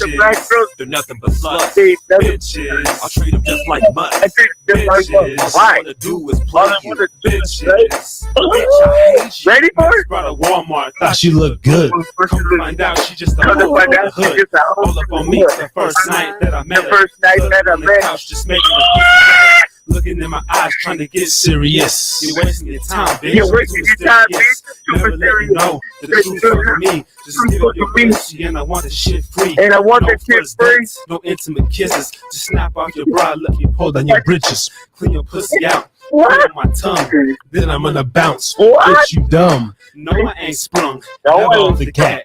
You want a bone? You want a bone? If you can handle it, trick you so scandalous, take you to the dark side where your other half is. Nothing but a devil, bitch. That's what you really are. Split one night when you started acting bizarre, tripping on me like a wizard from Maine. Got me on a leash trying to show off all your friends. Thinking it so cute. Oh, he's a nice guy. Shut the fuck up, ho. Tonight, yeah, you can't die. B-I-C-A. Ever been the cat to save a whole nigga's for in the cane? How far will you push me, dude? Your attitude probably still worse than your pussy, dude. That shit right there was unbelievable. It's unbelievable. With fake hair, acts unbelievable. Hey, bro. I need a hoe with my dick right though. I can't help the fact by looking like a supermodel. Looking like a all the hoes out there, but I'm just saying, be fair. Don't be greedy with your pussy. Be generous. Share. Be I bet generous. that they would if I rolled in the coupe. Bitches are stuck up where my dick is too. Yeah, my dick is. My penis more quality time so my dick can get more acquainted with the behind. I wish I With had the behind. just like Angelina Jolie. Hey, yo. What? Man, I was into that flow. What the heck? There it is. Oh, it's a connection, Mellow. I despise the bitch that a boy does too. This song is just another way of saying That's true. That's my dog. from the highest tree, visions of her demise I see so vividly. She puts the kiss a masochist so sadistically. She's the world slut, not a nice man's queen. When I first met her, I thought that she was the one until she gave a blowjob to a shot of shotgun. It was fun watching her body slowly decay. A place where maggots and viruses go to pray. She says she'll stay, but bitch, get the fuck out. Do me a favor and play Russian roulette with yourself with a full clip. Don't leave out any bullets. I'll wrap my arms around you right before you pull it. I love it when you play games with death. I hope you lose. I'll celebrate a light a cigarette. I'll wash it on your face and watch you turn red. Besides, you're a lot more beautiful when you're dead. Dreams. Bitches the one, the plot scan to the schemes. Bag house. They like to chase methamphetamines. She's with the booze, meats and beefs, going in and out. Justina, I want your opinion of this song after this. Penis in your rectum like a mixing spoon. Then I'm cracking the goop. Oh, she says slapper. Cock snot on your starfish on the cooch. Got it locked and loaded. Put strings of cum on the face. So pussy shady and saturated with semen and nut stains. I told my homies let the skis, let the pull train. You still on the line though. Back in the day, they used to look at my Dope sack. with the shit. My ass cracked. This is so true. It's so true. It's so She loves her dicks in the butt because she enjoys the feel. Boys busting cum shots all over her dome. On her knees, getting Wax and bone, you know how it goes. it's nothing but a motherfucking Hey, back up on ready your for it? giving, and you know I'm pussy Licking. wanna stick it clean, kitten, meow, meow, king, Kitten. Yeah, yeah. Wanna chicken, head, I'm Getting. wanna stick it in my fucking wallet, get my money spitting, go to wallet, spit my check, got another bitch in Next. is the one dead, even she gets no respect, put a hit in my neck, you gon' get your fucking dead, then I'm gonna beat it in the sheets till it's soaking red, take a bath, then your blood choke on my fucking tongue, I'm gonna kill your mom, go to the house and drop a bomb. Drop a bomb. The most offensive song I've ever heard. Got a boy J. James on Zilla, Killing hoes in the day, motherfucker.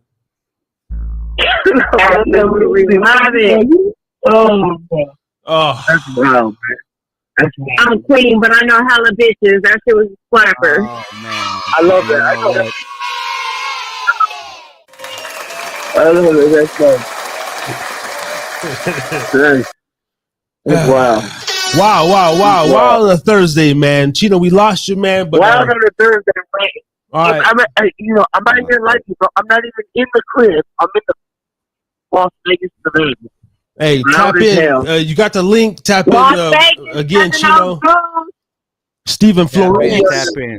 NV Fire, Orderly, bro. Simone. Who's in my city? Hot Chino's fire. in my city? Your boy's tapping Chino's in my in city? the north. I'm in the north right now, actually, though. I'm in the north too. I'm off Cheyenne. Oh, I'm like Washington and Loshi in the north.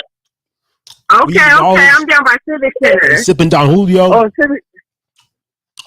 Oh no, your boy's about to get out and get a beer. Like, Turn it up.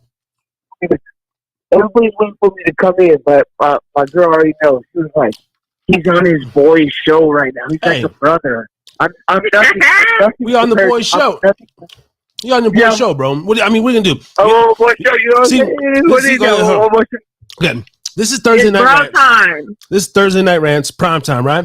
Thursday. I We in gotta here. rant about this, man. You know, it's like it's like the woman expects you. You've done walked in the parents' house 100 fucking times already. Yeah. You know the protocol. Once in a fucking, I've been doing this for like 4 or 5 months. You finally tapped in on a random shit, and you know deep down, it's gonna be some issue. I fucking hate that, man. I can't do that, man. I got to be single for life. And where's my wife? Probably after we have stuff in the pipe. You know what's crazy? Hey, wait, hold on.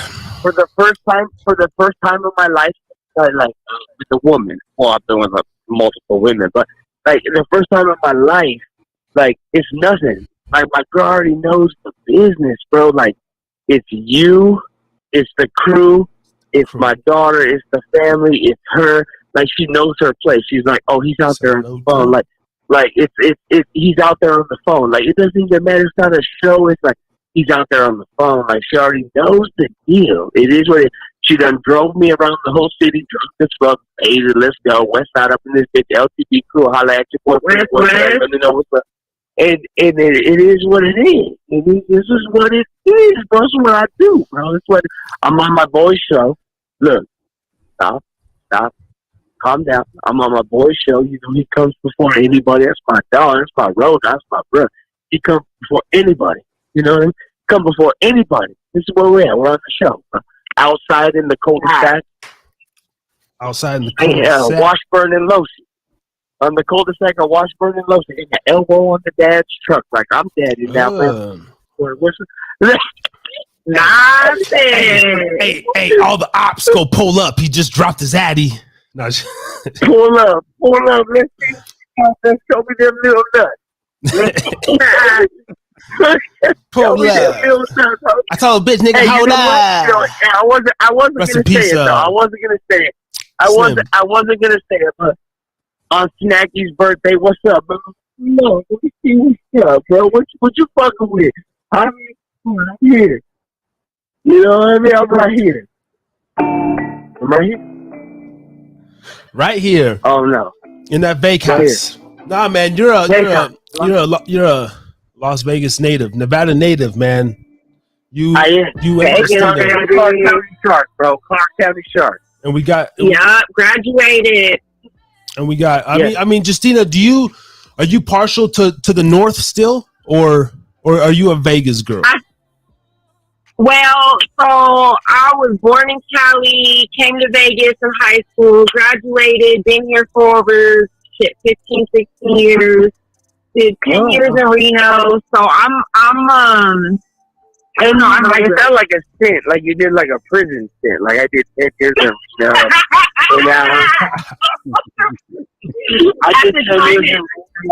At the time, it felt like I was in prison. No, I love Reno though. It's a beautiful place. I love Reno. I'm trying to go. Hey, look, I love Reno. The love of my life's brother lives in Reno, and she's always trying to go back to Reno. But I keep it real. I was like, I can't go back to Reno without the MD, bro. I go to Reno, I go with the MD, bro. That's what it is. I go to Arizona. Yeah. I go with the MD. I go back to Reno. I go with my dog, my brother, my T.N.R, MD. So that's what places with, bro. You know, that's what it is. That's right. That's right, man. Day ones. I'm only in Vegas because my babies are here. My kids are here. So I'm here as long as they. In Vegas?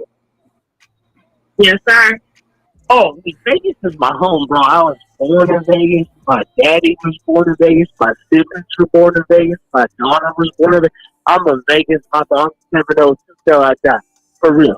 But I got love for that north. I grew up in that north. I'm a nigga with stuff. My babies were born in Reno, but we from Vegas, so yeah. But there's something about Reno, though. There's something about Reno. I'm a Nevada, bro. I'm a Nevada fan. There's something about Reno. I tell everybody the truth. I tell everybody the truth. I'm a Nevada rat, bro. Like I'm a Nevada rat, bro. Like I've been everywhere in Nevada. I've been in West Window. I've been in Las Vegas. Wells, everywhere. Like I've been everywhere in Nevada. I've been to Reno. I've been I'm a Nevada. I love Nevada. Nevada cattle born till I died. That's the truth. When I had Keenan on the line, you know. Oh, and that's fucked up. That not fucked up, but shout out to Keenan, but it's fucked up because No, K Dog, that's my dog. Yeah, hey, but K Dog, that's my dog. But still, out of all the crew, because he was a couple years older than us, he came through. Bless me. But it all happens in good time, man. And but we were talking about our love and the nostalgia for, and like Ray, you were saying, Ray, there's something about the North in Reno. There's a North ain't no joke, bro. What about the North? There's a smell. A puma. Yeah, because over here in Hawaii, man, everybody over here has some type of an extension in Vegas. It's almost like that's like the ninth island. Like, and I tell him, you know what? Have you been to Reno yet? And I would tell him, you know what? See, the thing is this: all the freaking doers live in Reno. They put all their garbage in Vegas. That's just what it is.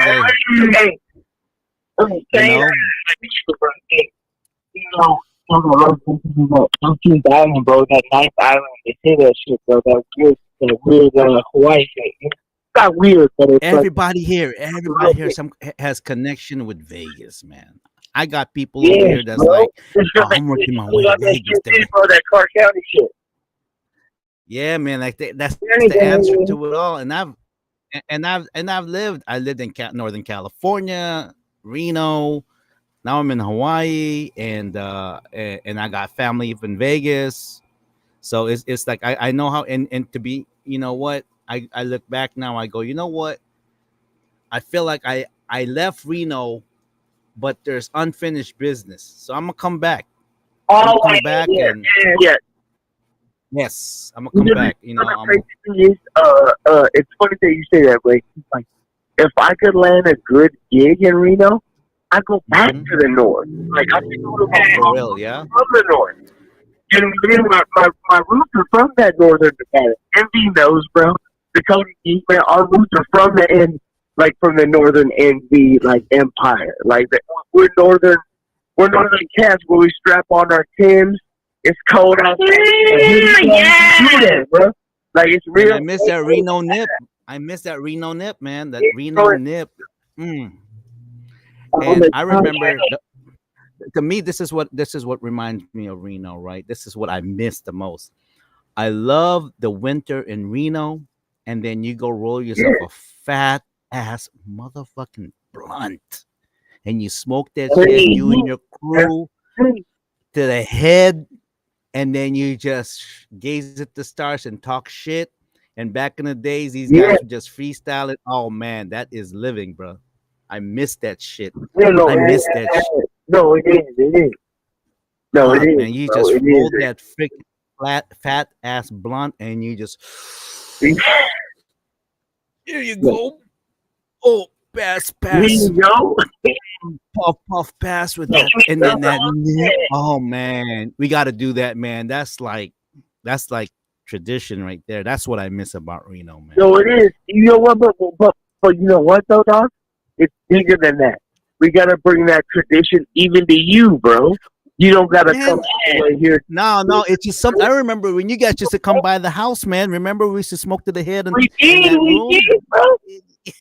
Yeah, you know, get that room, bro. 18 years old, bro. Yeah. You guys were some young motherfuckers, right? Youngsters, bro, youngsters. That's what I'm saying. But that we can't bring that to you in Hawaii. That's the bigger picture. Man, you know? for sure. Bring it to you in Hawaii too, you know. Oh yeah. No, don't worry, man. You bring it over here, man. I got you. I got some of that Huawei. Yeah. That's what it is. It's bigger. It's bigger than that. Like you ain't just gotta come to Nevada. Like we can come. There's something about the Nevada. We're definitely going to because this summer I'm doing a Harris's Drinkin podcast live from the Montego Bay. Oh yeah. I don't already put this in the podcast stated, bro. You heard me, bro. I'm about to send you that picture of that passport. You sleeping on your boy. Oh, you got the passport? You Mr. Amby, you been sleeping on your boy. Mr. Fucking, I'm about to send you that picture, bro. You been fucking with me. Let's go. Fucking with your boy. Nah, but still, this fucked up. Look, okay, go with your girl, but we need to go, like, because I'm going Here. In Nah, don't be talking about my queen like that. That's not nice. That's not nice. I'm a. That's not nice. Tell G.I. Jane too over there. You know. Oh man, you don't want to get.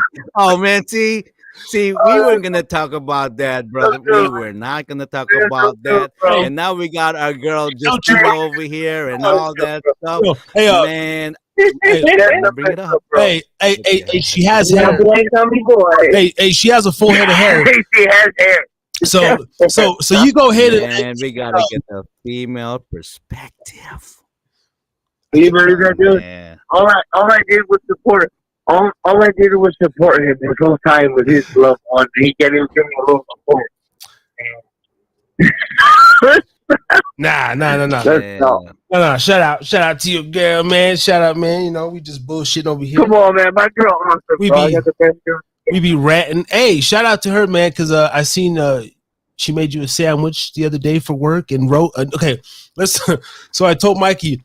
He sent me a picture of his. You know, I got the best girl in the world, and he did say this, Blanca. He said, you know, he's like, man, I got the best girl in the world, and apparently she wrote him a note. You know, have a good day on his little peanut butter and jelly sandwich, right? And that's a good one. And I said, you know, of course, in my cynical fucking just ass, I was just like, man, fuck all that dumb shit. That's a fucking honeymoon phase. That shit ain't gonna last. That's stupid. It's like a 1 year honeymoon phase. Negative. Cool, man. No, was it chunky peanut butter or was it creamy peanut butter? No, it was chunky peanut butter. You know, yeah, a little crunchy. Yep, with the. Yeah. Hey, Ray. No. Look, be honest, bro. Look. There's no boundaries I haven't crossed. You know, I put the player in player. I keep it real. You know, but there comes a time in your life, 30-year-old grown ass. You know what I mean? There's some time where you get a great one, and you know, no kids, no drama. You know, just let me do what I do. Let me smoke my weed, let me drink my drink, and let me have a few asses or two. Come on, man. Hey, man. Do what I do. Yep. Let me do what I do. And call into your motherfucking friend's show. And call into my motherfucking best paper. My in-laws are about to get in Mexico. I'm outside in the cul-de-sac at northern Las Vegas, Miami, Las Vegas, whatever. Fuck northern Las Vegas. You really saw about that West Side, Durango, Charleston, Dakota, Harris, someone. But let me check in right here. They're all saying their goodbyes in here, and I'm still on the show. They're like, "Where's Mike?" I'm like, "I'm on the show." Go tell all of the motherfuckers to subscribe. Yeah. Right? I'm on the show. Listen live. I'm on the show. And you know, I'm on the line. You scale it. Hey, we're on the back end, closing in on that 100. We crossed the 60. So, yeah, man. Yeah. Let's get them up. Yeah. I see. We just had maybe about 5 more viewers pop up in here right now, and we're live on Podbean. Yeah. 17 viewers on Podbean. You know what I mean? My baby just came outside. Harris is drinking again. Harry's drinking again. Hey, for the sake of the show, for the sake of the bullshit, we're gonna let you go. I mean, if you want, you can stay on as long as you want. But if you want to go, just put your girl on. Now you try to let me go. No, I'm just saying. Talking on your shit. I just want to keep it moving. Don't want to get you in trouble. You can stay on all night. Salty. No, but I'm trying to. But anyway, so I do what I do. Have your girl just say hello to the show. She said hi. She about to say hi. Shit, like,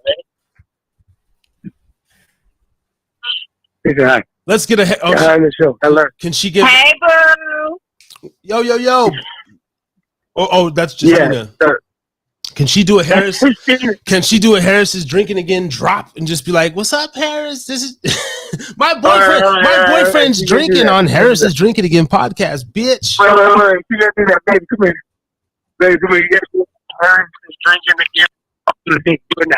My boy. Do it right here. Right here. Do it, man. My boy, right here. Yeah. Let's go.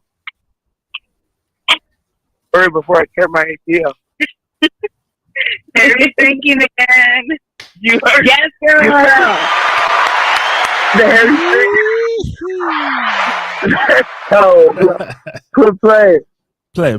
Another queen takes the platform. Another queen. Hey, so that's what I was supposed to say. That's the second official female to right. To bless the airwaves.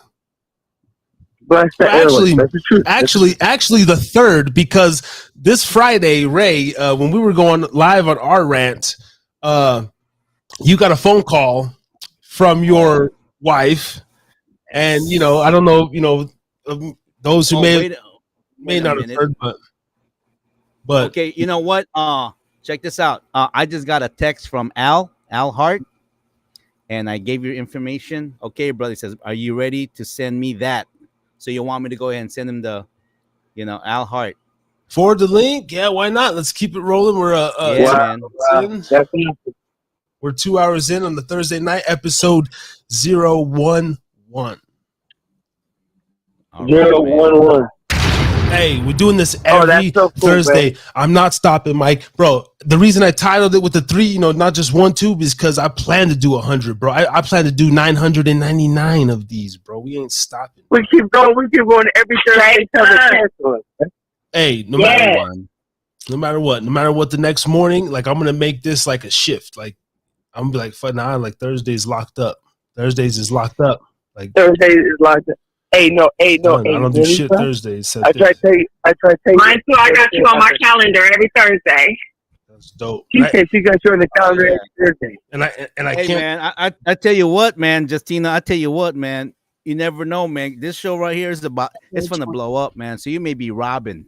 You may be robbing from. Yeah. Hey, Mr. Guy, I told you I got some work in the work. He never replied to me. But I've been working with this dude, Red. He said, not Stippy. What's up, Chino? Like, take a look, Red, though. And he know the people.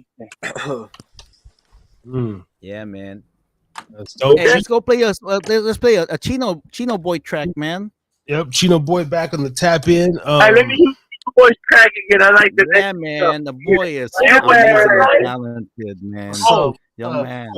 Oh, hey. Let me hear that Chino Boy. No. We're still gonna fuck. Even though, so I wanted to say this, Xander, if you're listening, wherever, YouTube sends me the thing. Wish I had some traps. I'm looking like Tyrone Biggums with the fucking dry lips over here, guys. Let's just call it out. I'm sipping over here. Biggums. Who that motherfucker? Tyrone Biggums. Tyrone Biggums. Is this the 5 o'clock free crack party?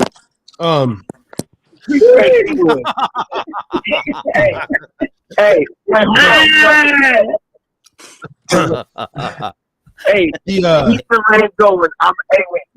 Keep the rank going. I'm about to go inside. I'm about to holler at you guys. I'm gonna call you back real quick. Hey, we're gonna be on the line, for another hour plus, whatever. All right. What you chewing on there, Chino? Man, that looked like some. Man, what you eating? You just made me hungry. Man, I'm always hungry, man. You already know. That looks like one of them Big Kahuna burgers, brother. Big Kahuna burgers. Hold on, ladies and gentlemen. Once again, the Thursday night lives keep getting better. Oh, it's a bunch of firsts tonight. It is a bunch of firsts tonight. The man that just called the phone now is a local Salt Lake City and Ogden, local Utah fashion designer. Fashion stylist. Oh shit! Not only is he a fashion stylist, not only look at this brother that just called. Say his name right. This brother that just called. I swear to God, he is the fly. Oh, hold on, Justina. Oh man, I'm glad it's on the audio. I'm glad it's on the audio. Gosh, because if you were to catch a whiff of this man's pimping and ism. None other than Andre Dubois, a man of many talents, aka Mr. AOG in the building. Rather unique. Welcome. Greetings, everyone. Appreciate the love, my brother. I'm on the call how everything's going. My brother Ray's there. Celebration. celebration. Brother Andre, man, God bless you, brother. Let me put your shit up on the screen one time. This dude right here, man, he's a fly motherfucker, man, but he's also an artist as well. We got Chino Boy on the line, music artist. I gotta do something. Oh man, we got 3 man. Anyway, Andre, speak your shit, promote your stuff, your Instagram, your this and that, and just bless us with some true game and positivity, man, because this man's all about positivity. I'm just happy to be here, man. I'm just here to do my part, man. Like I said, I'm just very proud of you and all your endeavors that you're doing, man. And brother Mike out there in Hawaii, carry on tradition out there, man. But I'm just here to help, man. You know, you can definitely follow me on Instagram on the Rather Unique Style, and I have a few projects on Horizon as a whole. But yeah, my whole outlook on life is pretty much to style the world and just give love and peace wherever I go, whoever that may touch, you know. Yes, love it. Man, tell you what, man, I'm enjoying, man, every single photo that you do, brother, man. You a natural GQ, like freaking made to be a model, man. God said, I see you out, sit tight. Yeah, man. Appreciate it, man. I'm just, you know, just something that I've always been knowledgeable of. I mean, my mom was a fly woman, you know what I mean? I got a brother and a sister, but I was the firstborn, you know what I mean? So my grandma, they loved me very heavily and kept me, you know, with a haircut, the Vaseline on the face to keep them both together, you know. Kept you nice and tight, huh? I don't know. Indeed. But yeah, man, I just always had a passion for it. I just always knew that when you feel good, you always do your best. It's like I always wanted to spread the joy. I didn't want to keep all the style and passion to myself. That's why I'm a stylist and designer. So I'm here to share what I have with others. You know what I mean? Well, I tell you what, man, we're here to help you, brother, man. We're here to help you, man. Yes, man. So that's what we're doing. Yeah, And every Thursday night, any content creators, anybody with that wants to promote on this platform, you know, we're 60 subs pushing it, you know, ain't nothing but, you know, shit. It's hard to get them up and shit on YouTube, but I wanna connect with people like Chino, KOG, of course, my brother, man. And speak good talk. Just, you know, saying nothing but a good stuff, man. We all got intellectual minds up on this platform, and it's a beautiful thing, man. Holy shit. It's a great thing. Yo, Dre, what up, yo? Chilling, man, chilling. Mike's on the line, Dre. Man, we got Al, I see you. Chino, man, we're still gonna double back around to fucking me and Chino shit. We got. I'm still waiting, man. I'm right here, man. I'm waiting, man. Put that beat on and I'm waiting, man. Hey, man, we got a good one. Man, this one. Wait, hold on. This is too late. I'm gonna call back in. Hold up, real quick. I gotta take care of some call back in. Everybody stay on the line. Dre, stay on the line. Everybody stay on the line. Ray, stay on the line. Yes, sir. No, we ain't going nowhere, brother. All right, man, hit me back. All right. Bubba Rum. Mike is out of the queue. Now we're down to got 6 motherfuckers. Rather Unique in the house. Chino Boy in the house. Yes. This one's popping. Super popping, bro. Hey, every week. Can you imagine what we have here? Damn. Hey, every week, and that's what the beauty of it is, that it's supposed to get, you know. It was off to a rough start. I ain't gonna lie. I was a little, and I just felt like my shit was off, but I was like, I knew it would pull through, and just thank you, man. And hey, you know what, man? I just want to give it away. I just want to say this, brother, man. Everybody, man, please come on, man. Man, ain't Dakota a natural, man? I gotta give you that, brother, man. You're a natural on the microphone. Straight up. Real shit. Oh, thank you, man. You know, I'm trying to land a job at KUTV and, you know, Channel 2. Oh, fuck that, man. We're gonna create our own TV. No, real shit, man. I'm a fan. I can go as far. I can really say I'm a fan. I'm a fan of the podcast. I've really been popping in. Hey, man, I'm so glad you're here, brother, man. I really love it, man. Fuck with it. Yes. Sure. Everybody in the house, the family. I've been promoting on Instagram and shit too. I fuck with the movement. I fuck with all of it. It's dope. Do it. They say teamwork makes the dream work. Yes, sir. and it's yeah, it's one of those things. People still ask me, "Oh, what's it about?" This and that. I say, I don't even just tap in. Just I could say 7 different sub word, code words, whatever. Mm-hmm. But it's just this is what it is. Just conversation and make shit look fly. Promotion and this has been therapy for me. Janine, Justina, sorry. Yes, sir. You said better therapy than the actual therapist. Man, there you go, folks.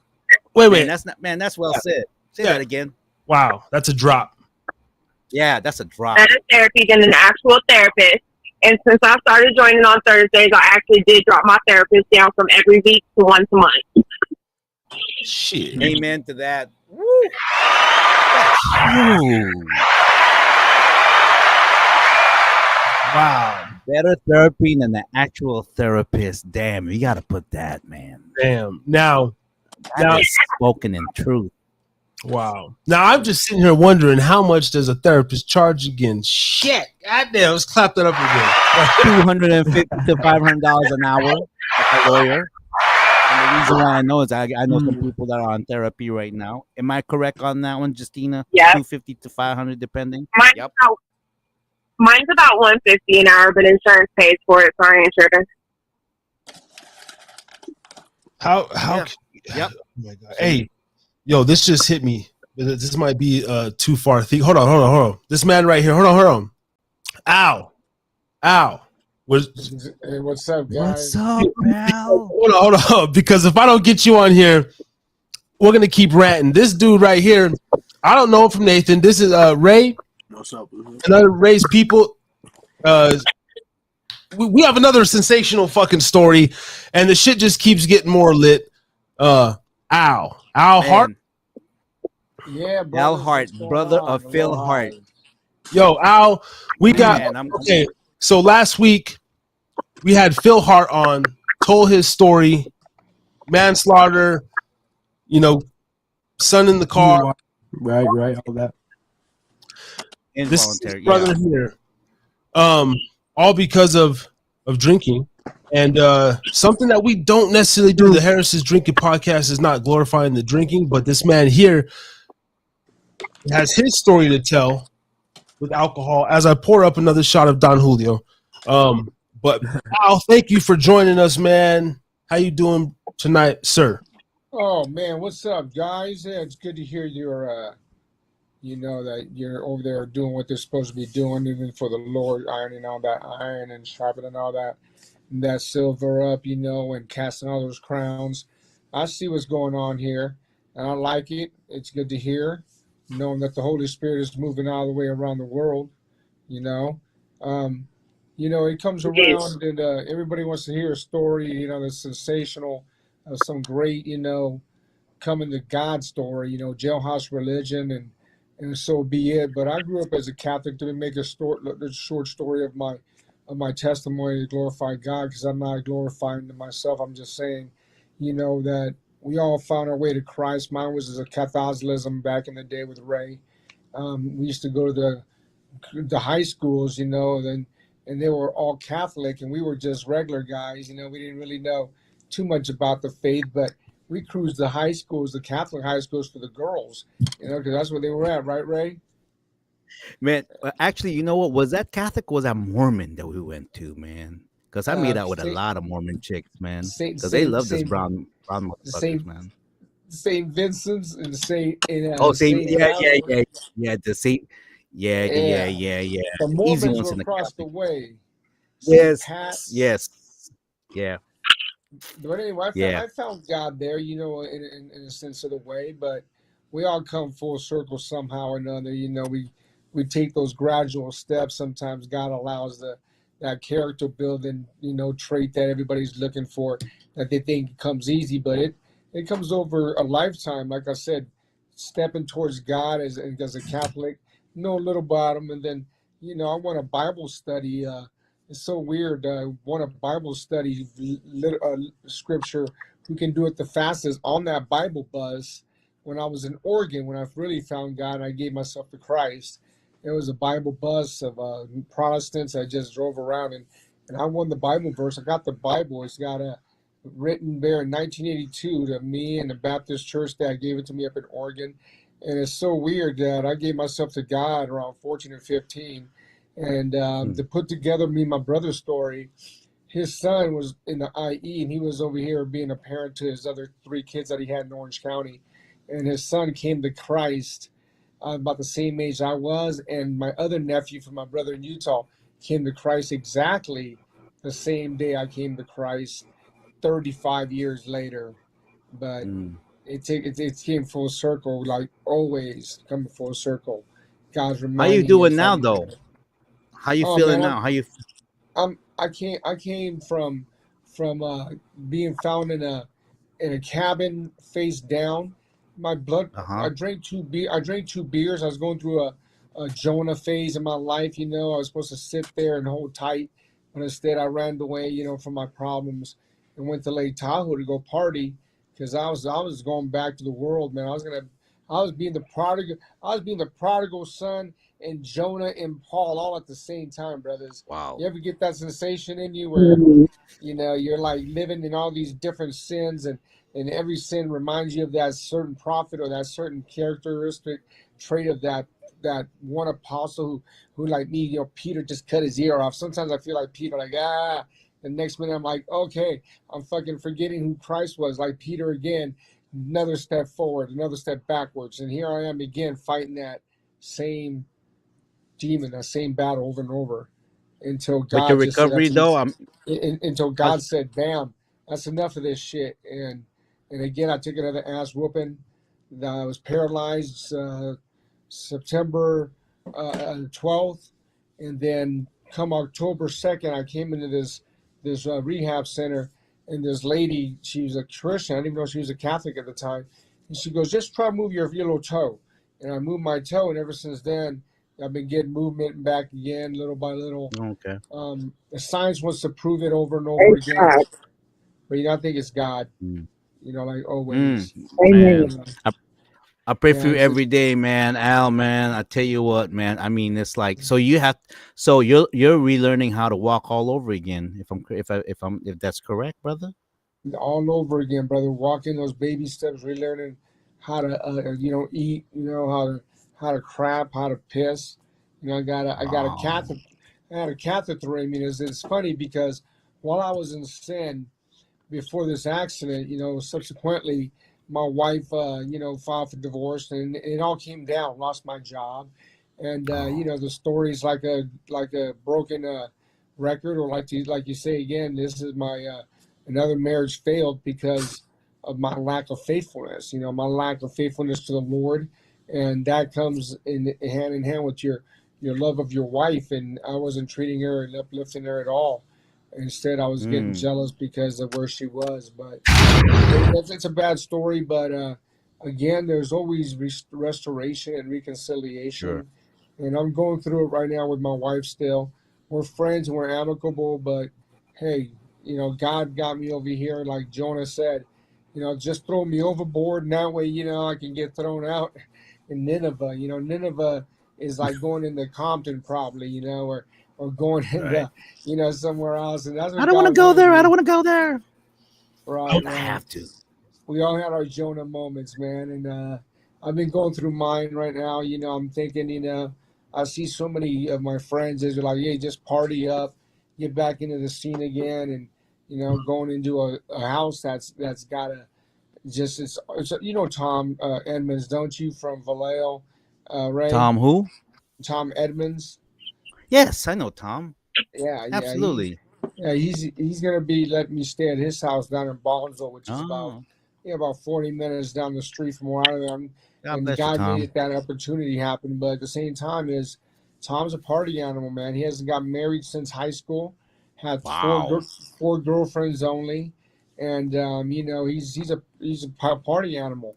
You know, in a way, he's in Hawaii right now for the government. Actually, he's in Honolulu right now, working for the government, and I'm scared to really go back to his house because his house is just a bunch of party people, man. And he's as old as me and you, Ray, and he's he's still living a life. He thinks, you know, there was never get married. He's got a car. He thinks, and a motorcycle, and he thinks he don't need. I don't know if he's an atheist, but I know he's not in the word if he's drinking like a sailor. Well, I mean, the thing is that you're a dad, a husband. You got what? How many kids? 3 kids? Yeah. Yeah. So 4. you know what? So 4 kids. So working man and everything, and we all get caught up in everything like that. But if you think about it, like he never had really any type of family, never. So he can live that life. You know what I'm saying? All his money is his whatsoever, but he can live that life. But for us, even Dakota's got a son. Chino boy is a little too young right now. Stay young. Justina is like, she's got a couple of kids and everything. So life takes over. And man, I'm just praying that you recover, man, that everything's good. It's just crazy what happened to your brother and then what happened to you and what's going on and everything. Yeah, but it is what it is, right? So my mom dying. My mom died. Oh yeah, man. 2.5 months ago, and that hit me hard as well. And I'm like, man, this is not even really a thing that I look at. When I look at somebody, sometimes I'm thinking, hey, they must be in sin. And sometimes it's truthful though. You look and you say, where's that sin in other people? You look at a speck in your own eye, right? You see the plank in your own eye, really, nothing to splinter. And you think somebody either did something wrong, or he's pissed off God, or he's getting too close to God. And no lie, dude. I mean, I'm gonna sit up here and tell you the truth, man. I was battling demons hard. This girl that came into my life, man, that tried to replace my wife, and did, not in a sense where she did, but it was a one-night stand, and that turned into the worst thing I can think that ever happened. One thing led to the other, and I'm ashamed of it. And my son, who's also in the Word, is ashamed of it, because COVID came quick, and it destroyed a lot of lives, physically and mentally. Man. But I think it destroyed a lot of marriages, because as soon as people got out wild, they were out there, Yeah. Oh man, for sure. If I could ask, again on, if you already said, sorry, man, but sometimes I need things repeated to me. Just moving fast on the show. Did you already have a connection with God? I mean, just growing up and just like before your accident, and if so, but was it your accident that made it like something changed, made it you realize it on a deeper level? Like was it that accident or that moment that made you feel this switch, because life's so fragile? If you understand, my coming to Jesus moment was way before that. I had a ministry, in my garage for the kids in the neighborhood. I live in South Corona, so it's a pretty much conservative neighborhood. And I had an open door policy with these kids. I said, you want to come in here, a little sermonette, just knock on my door when I will get it going. And, I was walking with God. I was married to a woman who's a Christian, and, for the last 19 years. And like I said, been on the mountaintop and been in the valley of death. And, I got that Psalms 23 tattooed right here next to my other tattoos, because I believed it and I lived it. But, her mom, my wife's uncle, he's a missionary. He's Caucasian, and he's like, hey man, I got a mission going on in China. You want to come with me? Aren't you part Asian? Hey, he's Caucasian. He's like, yeah. I said, yes, yeah, hold on a minute. I'm going to have to think about that. And let me ask the wife. She didn't want to do it, but we were close to God, and I don't want to sway from the conversation, but I was asked to go to Panama. I was asked to go to Hawaii and in China, and that's where he's at now. Actually, he's built a big ministry over there for disabled kids. But I felt a little ashamed, because that's where I'm primarily am. I'm Islander, I'm Asian, and I'm Panamanian, and he made me feel like I'm this big.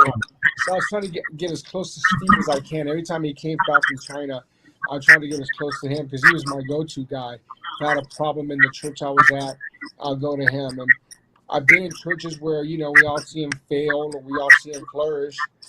I was with the Baptist church with my wife. It was a Sorry, non-denominational hey, Mike, church. if you have anything in the background, turn it down, bro.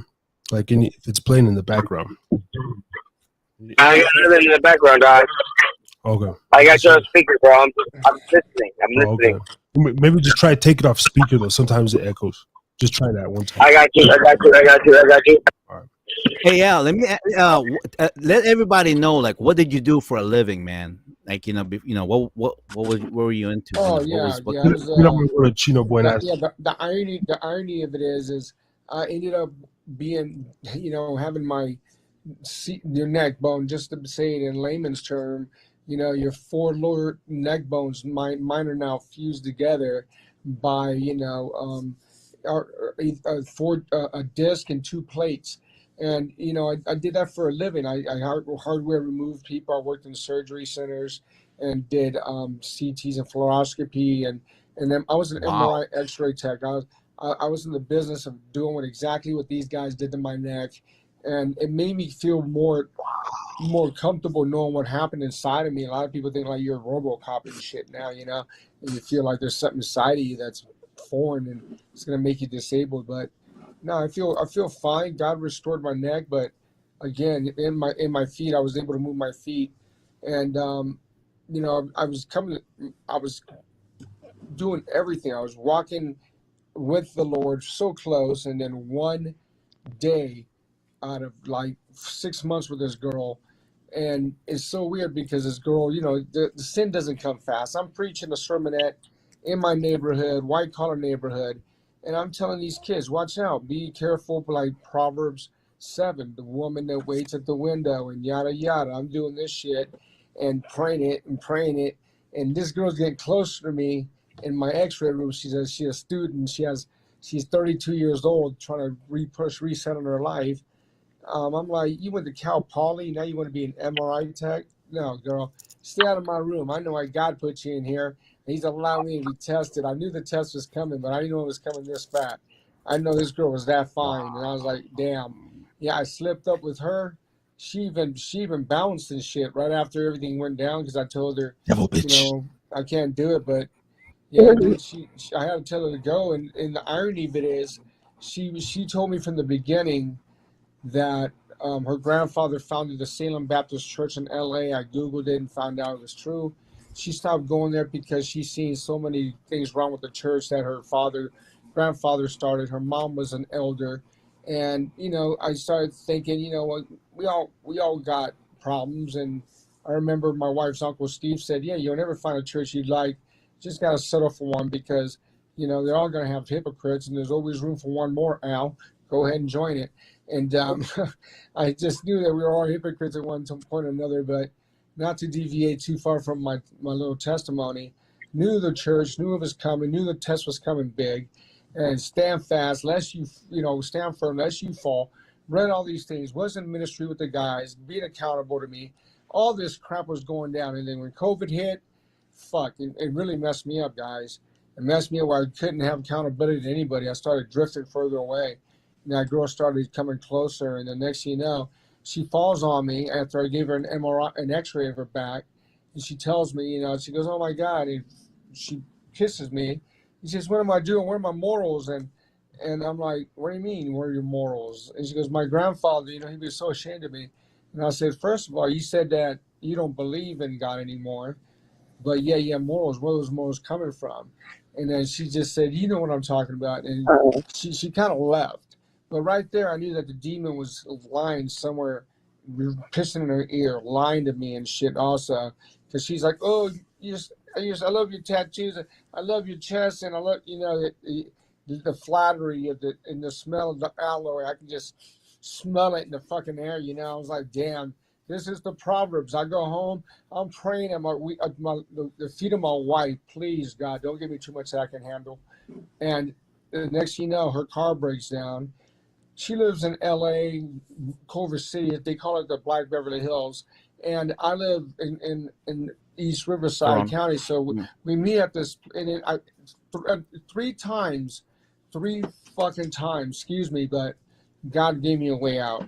And I listen. Her car broke down 3 times, guys. In a matter of like 7 months, 3 times. Excuse me, but That's real talk right there, man. Wow.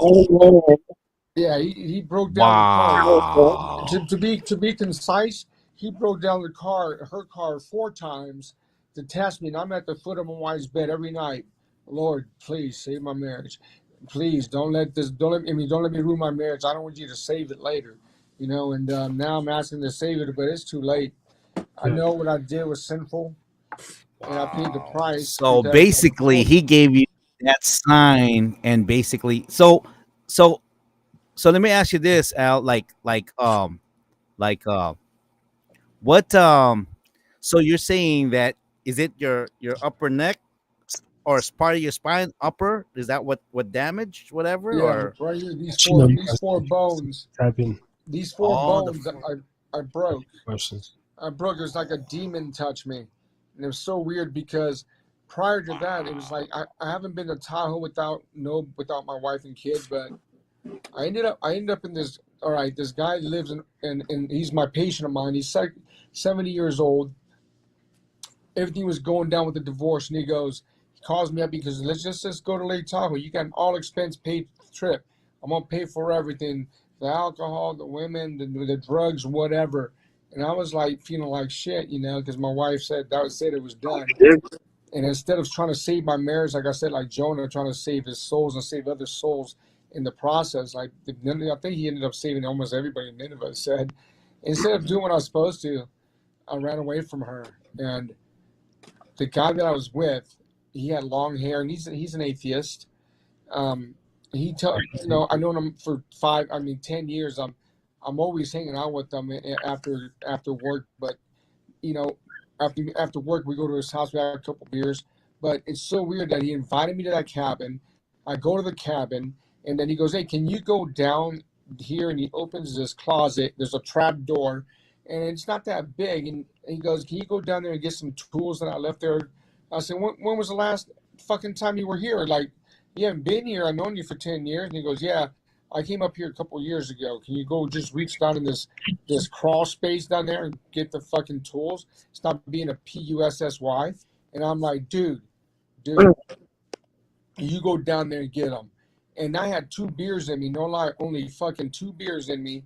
only 2 beers. Yeah, before, and I was partying before that because my wife said that was it. And I hadn't had a drink in 9 years because, she didn't want me to drink, but she could drink. And she didn't want me to smoke, but she's working at a fucking, pharmacy for marijuana and for corporate marijuana after she had me stop growing, stop doing what I was doing to put food on my table while I was working and going to college. I told her, it's a long fucking reason why I'm getting divorced. And in a way, I'm thinking, why should I be a hypocrite to who I am? She wants me to stop drinking totally, altogether, because I had one incident. It's not going to define me, who I am, right, guys? We know that. One or 2 incidents, but, some people don't deserve to drink because they become assholes. But she took away drink and took away that and everything. And here's this girl. She's brushing up next to me. You know how it is, guys. She's like, "Come on, let's have a drink. Your lady's stupid. She let you have a drink." She's drinking at the jacuzzi with the nanny, and they're watching you. And then she's over there doing selfies with Warren G, who comes in and fucking pushes his fucking bullshit, marijuana, and fucking everybody's selling out. And I'm like, you know what? This shit pisses me off because I taught you about marijuana for 20 years, and you hated it because the culture and the too many friends and whatever not. But here you are. You're fucking cozying up to these Newport Beach corporate marijuana people. And I'm a little pissed off, a little jealous. And that's the little sins that get the foxtails in the forest, in the harvest going, right, guys? Yeah. And that's what happened. Man, and So when you went down to this place to what place is that? get the whatever it is you're trying to get. Were you kind of drunk? Were you like incoherent, or were you? No, man, I was absolutely coherent until I fell asleep. I told them, "You go down there and get your tools. What do you got a bowl of water down there for also?" And that was a little creepy to me, and that should have been an alarm that went off in my head. But I went to sleep. with my phone right here, and I woke up on the side of my bed, facing the same way my bed, naked. And I remember waking up, and I'm like, "What the hell?" And Wait. Back up a little bit, Al. So wait a minute. So you were completely coherent. You weren't Oh really yeah, under, yeah. and you fell asleep. They did my toxology. I blew a .8. You know that's legal to drive, That and you is a know, freaking freaky and situation. 2 beers. You weren't drunk. You went no, down to this whatever it is. it was two. It was a beer and a shot in a 4 hour period. And he had And two shots, and that was it. And I said, "Well, how let's did you kill the how did you whole." break how did you break the bones? How did that break? Like, did you know? I mean, Nobody knows. what? Only That God. That's see, it. I didn't see. I thought. Whoa, bro, man. You That's know what? literally. Because when your brother explained it to me, from what that's just what I understood. I mean, I don't blame Phil for whatever he's. I'm over here like of course my imagination was freaking all over. Like, I thought like, okay, first of all, he said like you were cleaning the room or the roof or something like that, whatever, and then you were drinking, and I thought you were straight up drunk and fell, and then something happened, but you're Yeah. telling me that you fell asleep and you don't know how it broke? Is it possible though? Like, did the woman drug you or roofie you or any sort of? That's why they did the toxicology, because I mean, anytime an accident happens and nobody knows what goes on, yeah, they're gonna do a toxicology report, and they found nothing in there Damn, but people, this just got marijuana and alcohol. interesting. I reached down there and I was Whoa. like, no, I'm not reaching down there, bro. You go down there. And he says, all right, cover it up, you big PU. I says, why? And then I went to bed like 30 minutes after that because I was trying to get a hold of the little girl. And she even told me, she goes, yeah, you were falling asleep when you were talking to me. I woke up, like I said, naked. I asked the police later on what happened to my ID, my clothes. They put a robe over me, and they took me to Reno Hospital. No, first they took me to Lake Tahoe Hospital. They kept me there for 2 days, drugged up, and they didn't even do surgery on me. They sent me over to um, Reno Renown Hospital. That's Renown, where, yeah, I know where that is. and that's That's by my yeah. house. Double Diamond. You know that. Okay, yeah. Yeah. I ended up there for a I know that month and hospital a half. very well. Yeah, they did surgery there. I was in the ICU. I was in the ICU there forever, and I thought I was gonna die, guys. Right there, I was like, Yeah. you know, depression and everything set in, and sometimes, if you're not in the will of God, right? If they say you're not right next to him in the boat, and you don't have that faith of a mustard seed and yada yada, all the scriptures come to mind when you're going through it. And I Wow. I sit did there not with know after that's how surgery. it happened. Yeah, after surgery, I didn't know who was what. I had a cut from here to here. I got the scar right there, like a Colombian necktie. You know, it's somewhere right there. But yeah, I couldn't move. I couldn't move. I couldn't Oh. move anything.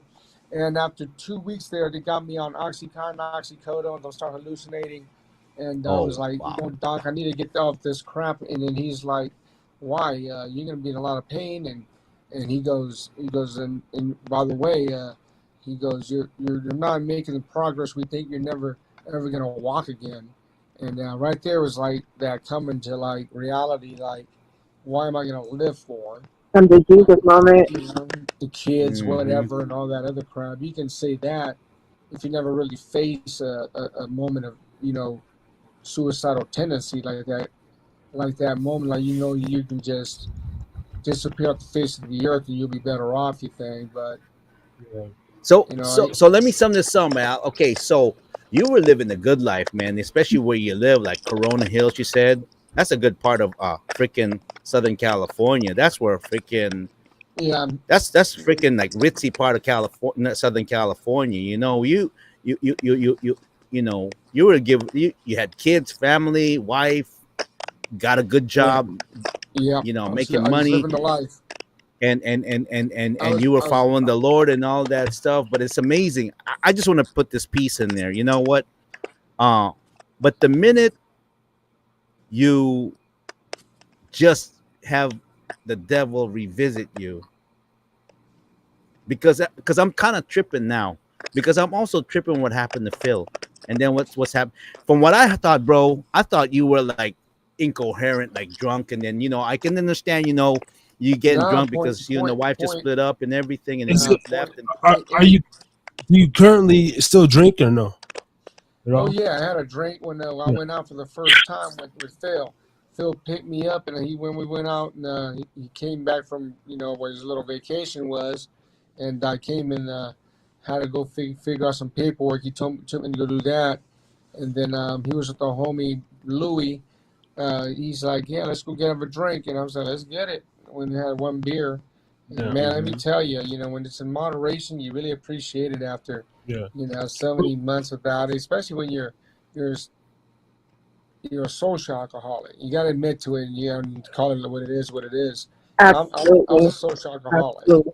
But this night, when this happened to you, you're 2 beers, and you wake up and you're A beer. I know, right? I'm and a tripping. shot, and a beer and a shot. A beer and a shot. beer and a shot. Yeah, that's it. And I'm talking over a 4-hour period, though, guys. 4-hour period. I mean, 2 beers and a shot. That's 0.8. That's what they told me, and I was like, felt like nothing to me because I was talking to an old girl like, you need to come up here, so we can go to Tahoe and see you in a swimsuit. But you're only gonna feel tipsy though. I mean, you're gonna feel a little good. I mean, but you ain't gonna be like incoherent or nothing like that. You know what I'm saying? Not where I'm gonna be jumping off the roof like Yeah, right. Right. Wow. So wow. The old man said I was jumping off the walls or something, trying to talk to my girl. He heard loud noises, but whatever. I think he's just scared of getting a lawsuit thrown his way, and I'm not really out to sue him, But I took that beat down really good because God warned me and over again, and he says that he's going to punish those who the sin of Hey, I tell you what. better than sin of commission. Yeah. Come on. I tell you what. Let me ask you this. Okay, so the guy you said that the house that you're in said going for everything. He said he's 70 years old. He's 70 years old, and he's an atheist. He's agnostic. You know what?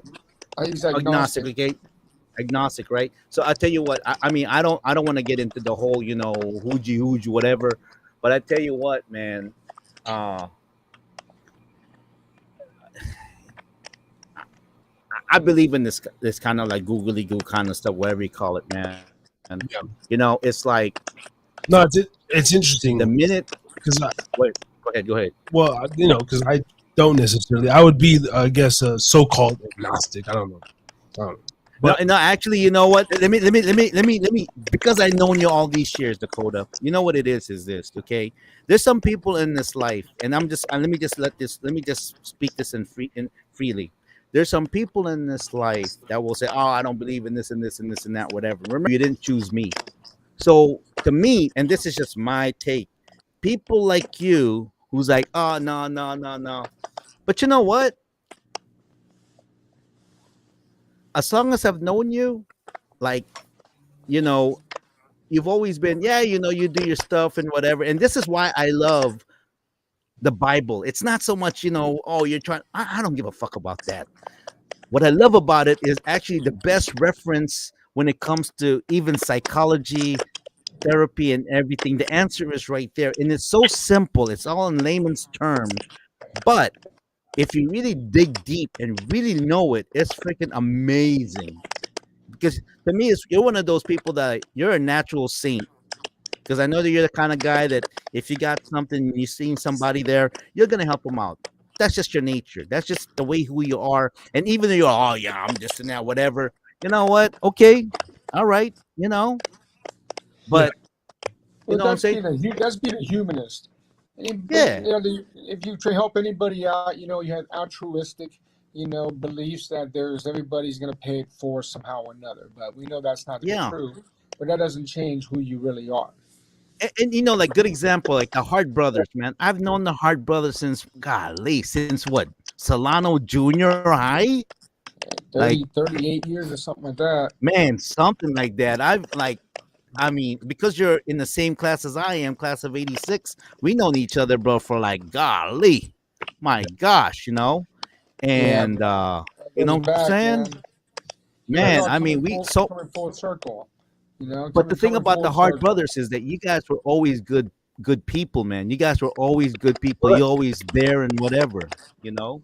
But that's why, man. I don't know. See, I mean, this is where you guys can have the Bible talk on Talk Teach Truth exclusively. But it's just because I believe you could just be a good motherfucker. That book, like Eddie Griffin said, put the book down. The book will fuck you up.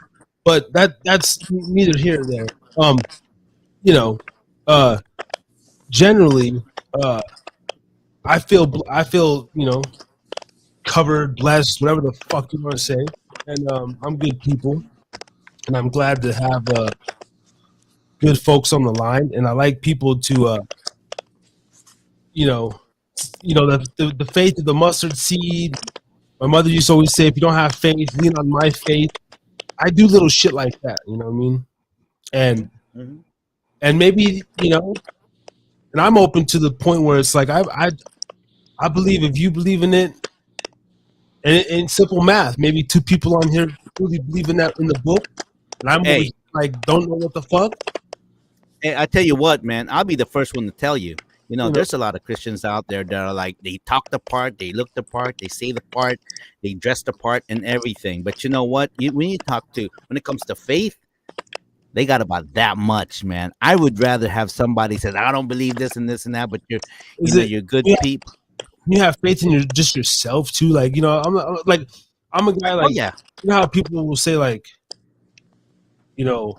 like they truly believe that I don't believe God's gonna handle shit. I don't like that's my thinking. I don't have a God that I can pray to. Like it's not God that's gonna make sure I'm cool tomorrow. It's me. It's fucking me. Like he's not gonna put nothing on my table. Let's go out and get it. You know what I mean? Like I think a lot of people have it wrong because of the fact of that we've been brainwashed by Hollywood, and I'll be the first one to say like a lot of Christians has fallen to that. Like they just think that shit's gonna fall into your lap. No, it's quite the opposite. In other words, the way God works is this: He's gonna make you so uncomfortable until you find the comfort in being uncomfortable, and then He completely everything that like a lot of people will say, oh yeah, you know what, God is so good. Why does he kill, why does 10 kids and everything? Because the thing is this life that we're living here on earth, this ain't it. This is not it. Yeah. This is the devil's world. And you know what, you man, if anyone that can attest to that, look at Al. Al's a good guy. I've known this motherfucker for like 30-something odd years. The Hart brothers are freaking good people, man. Good people. Love these motherfuckers, man. Really do. But, seriously, God, man. You can look at it in two ways. You're right about that, and say, hey, God, good things happen to bad people and bad things happen to good people. But you have to look at stock of yourselves, right? And take a look why you in the situation you are. And then you have to come to that reality soon. Because you can't look in the mirror and like God said, look away and forget who it is, right? And forget how you look. God's not gonna say later on, hey Al, I gave you this chance and you blew it. No, you're already supposed to know what God had in store for you. He said he already put it in your heart. And if you fail to do it, that's the worst sin of omission I think that can probably happen. To deny the Holy Spirit would be only the other one before that, but to deny your mission field, your mission statement, or your belief system, or whatever fuck gets you to God, that stairway to heaven, you better always be one foot after the other, like a soldier. He says that you are, to have that helmet, to have that breastplate, to have them shoes, the gospel, and then always have that sword ready for that word, because he's coming. He's gonna get you, like me, sitting in that perfect neighborhood. Like you said, he's gonna make me comfortable. Hell yeah, he made me uncomfortable. Because I got these kids coming over and I'm trying to grow my weed, and now she had me stop, and now I'm fighting the principalities really hard, because now I'm trying to go and get my medical marijuana to get sold, but she wants me to stop, and the next thing you know, you're fighting a different kind of demon of lust. Here comes the girls, they all want to come in and smoke in my garage, and my wife's getting jealous, and then here comes my mission, and boom, everything came to fruition like God said it would. But then I deviated 10 years in that neighborhood, living life. God says, "No, you too comfortable. You're too comfortable. You saved. Not to brag, guys, but I saved a lot of those kids, brought them to the real God, and And next thing you know, God said, you're too comfortable again. Got something else for you. And then time and time again, I passed that test. And time again, I didn't fail. And then finally, he put a test out there. Man, this girl looked like Aaliyah, guys. Remember Aaliyah back in the days? Aaliyah became my Bathsheba. Do you say it was a test just because you were married at the time, and you're not supposed to be adulterous? Exactly. Of course, you can recognize your weakest sin, and God will allow the devil, right, to test your faith. He'll use your words, whether it's meth, alcohol, women, or drugs. Mine was the punani, bro. I couldn't, I was married for 20 years, and my lady's beautiful. If I showed you pictures, you'd be like, what the F is wrong with you cheating on your wife? But then, they didn't see my Sanchita like they see here in SoCal. They didn't see the next girl, and then she's got a lot in common with me, and she thinks I'm the next best thing to sliced bread, and she lets me smoke weed and drink. And why is God allowing all these darts to be thrown at me and there's arrows? Because he says, hey, Al, you know this word. You know you're not supposed to be here, stupid, in this parking lot. Wow. This show just went on a different level. That's the truth. He knows your weakness, and he's going to allow you to be man. She was hot, and if I had to do it over again, I wouldn't. It went to a different level. I wouldn't. This is where the perspective comes in, because at the same time, bro, there's something frustrating about that. Like my belief.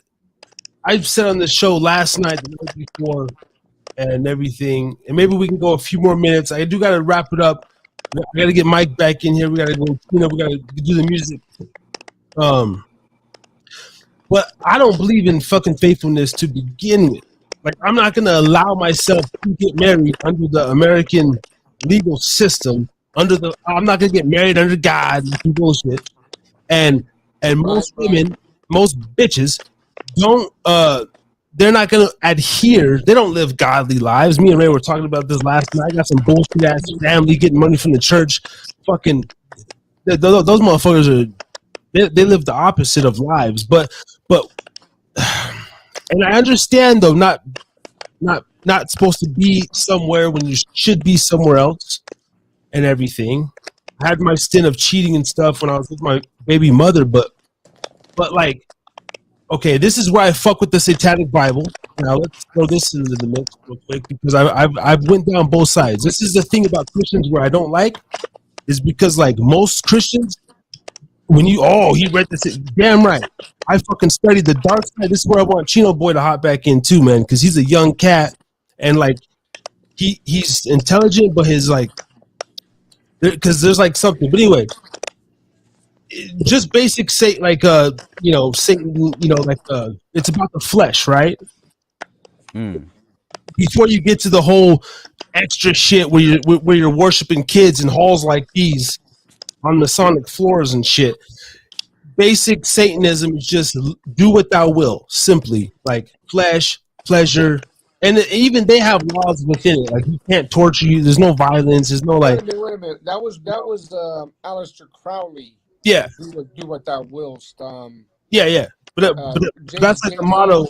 Jay-Z went ahead and ran that clothesline, do what thou willst, like back in 2008. Yeah. I think he still has it on this shit, and with the Rockefeller. Well, it's like a whole movement, Aleister Crowley founded the first satanic church here in L.A. San Francisco. Oh, is it L.A.? I thought San Francisco. It was L.A. Yeah. Okay. He fucks with that Wilson mentality, because he knew that a lot of people were falling away from Lutheranism after the big falling apart of the churches. And he used that as leverage, to get people to get fucked up and do whatever you want, because at the end of the day, there's nobody you have to answer to. Yeah. No, but this is my only thing, like, why and not saying I'm this or that or nothing. I hate titles. But my question is too, and this is, I don't have this thought, right? Like I don't fear, I always say, like, I don't fear God. Like I don't, like when you say like I would never put myself in a position to be married. I don't fuck marriage. I tell fuck marriage. I don't know fuck marriage. I'm not getting married. Unless the bitch is way richer than me and I'm gonna get some money out of it and I can get alimony from her 5 years down the road and she's like a 70 bitch, I'm not gonna get married. But So you materialistic motherfucker. But so, but if there's God and all that stuff like that, if she's that rich and you know what's gonna happen, she's gonna be like, you know what, paint my toenails, bitch. She's gonna be like pimping you, yeah, like Huggy Bear and shit. Paint my the ones toenails. that got money, yeah, the ones that want money, they usually turn you into a beta male, pretty much, a little cuck. I'm sorry. They want to emasculate. Women these days are now being more, empowered. First time the word cuck is used on the channel. Yeah, cuck and shit. Look it up, people. It's not going to be about a duck, but again, we're talking about women being empowered these days, and they've taken the role of the man away from the house, actually. And these women that are out there being the alpha male in the relationship and trying to make you a cuck, one thing stands between you and them, and that's you got to come at them with this. Well, if you're not making the money, like the God says, you're supposed to be in there toiling the fields and shit. We're pretty much supposed to be out there not just pimping hoes, but doing that 9 to 5 if it's out there. If you're not doing that and the woman comes in and she takes over that role, then you reverse them roles and what is natural in a relationship. I don't give a fuck about no marriage and about no piece of paper, because back in the day there was no piece, no God that put you there. Yeah. God set you there because the scripture says you leave man and go whoop whoop whoop. It didn't say, hey man, I need a priest and I gotta go down and see Al. He's gonna pay him $25 and he's gonna make me, you married. Nah, man, that's not about that. God knows your heart with this woman that you're dating. But don't become the woman at the well who sits there and God says, who do you think I am? You don't know me from Abraham, who this is my well belongs to. Jesus looked at that woman and said, I know you, who you are and your 5 boyfriends and the one that you want, that nigga that's in the house with you right now. And then God turned around and revealed her sin to her. And that's when she knew who she was. She was a hoe who couldn't be turned into a housewife. That's where that probably comes from, but it's from the for real. You don't need a piece of paper. You're right. If your heart is in it with what I like you say it is with that one woman, but then don't go saying, hey, I'm going to take off with the next bitch, because no religion is going to say that's cool. Whether it's atheism, whether it's, Judaism, what about the takes that back road also. What about the Muslim brothers that if you could support them, you could have as many as you want? See, I want some shit. I got my friend, he's Panamanian and black, and I went to T.N.R school with them. He got two women on the same street, and he's Muslim. He has 2 women on the same street, wives. One's a little older in their 40s, the other one's young girls from Nigeria. But they were Muslims, and he put them right there next to each other, cooking food for him after work, man. I was like, man, if I didn't have such a deep-seated root, and my Lord and Savior, I would be like, where do I sign up? Assalamu alaikum, motherfuckers. Hey, I tell you what. What do you call it? Nothing against this and that, whatever. But imagine having 2 wives and coming at you, or 3 or something like that. Look, I got not just even a wife, man. I got a wife and I got a daughter. And I tell you what, man, that's enough. That's enough. And we could wrap it up. Hey, Al, we got to keep the show moving. If you want to come back in fucking next week, fucking tap in. We do this shit every week. You got to keep it rolling because I got to get the songs open. All right, man. Yeah, thank you, Al, man. I write some lyrics, man. I'll be spitting it too. Let's do it.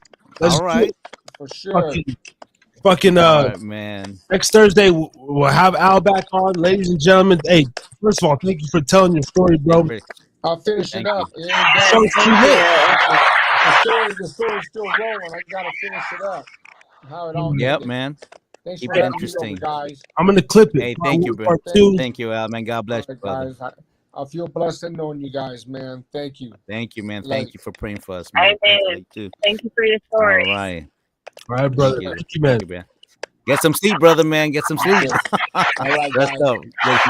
All right, brother. God bless you. Damn, dude. Whoa. What you got going on over here? Justina's still wow. Justina. So, man, okay, man. Over here being a soldier. And I'm sorry, I got to cut people in and now because this shit's popping, man. We got to keep this shit executing. I let Al speak his piece. We could go on for another 40 minutes, but Chino Boy, we're back. Mikey, we're back. Some people probably like, fuck y'all, man. Fucking, but hey, we're getting it cracking over here, man. Figuring everything out. Powerful tonight. Wow, boy. But I didn't know that he wasn't even drunk. I thought he was like incoherent. So, yeah. Yeah, that was crazy. Can you guys hear me? Yeah, absolutely. Oh, I can hear. Yeah. Okay. Yep. Crisp and Wish we clean. can see you. Yeah. Wish we can see you though. Google Pause.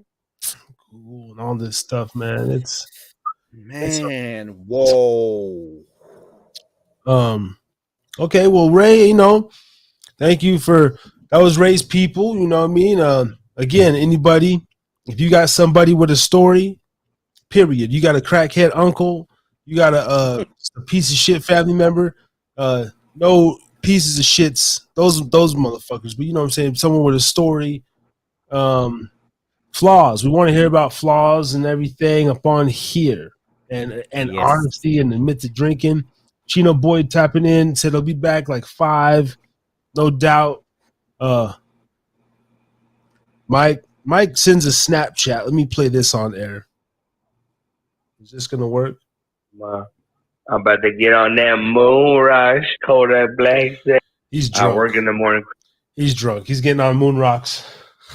Hey, you know what? We didn't get a chance to let our sister talk. I mean, Justina. No, I was gonna get to that. Like, oh, okay, got you. Like, all right. Well, that's why I had to. We got to transition. We're going into the 2 hour and 46-minute mark. Justina, your name will be up on the screen here in 30 seconds. You have the floor. The first lady of the Harris's Drinkin' Again podcast. Yeah. Yes, I love that title. Yes.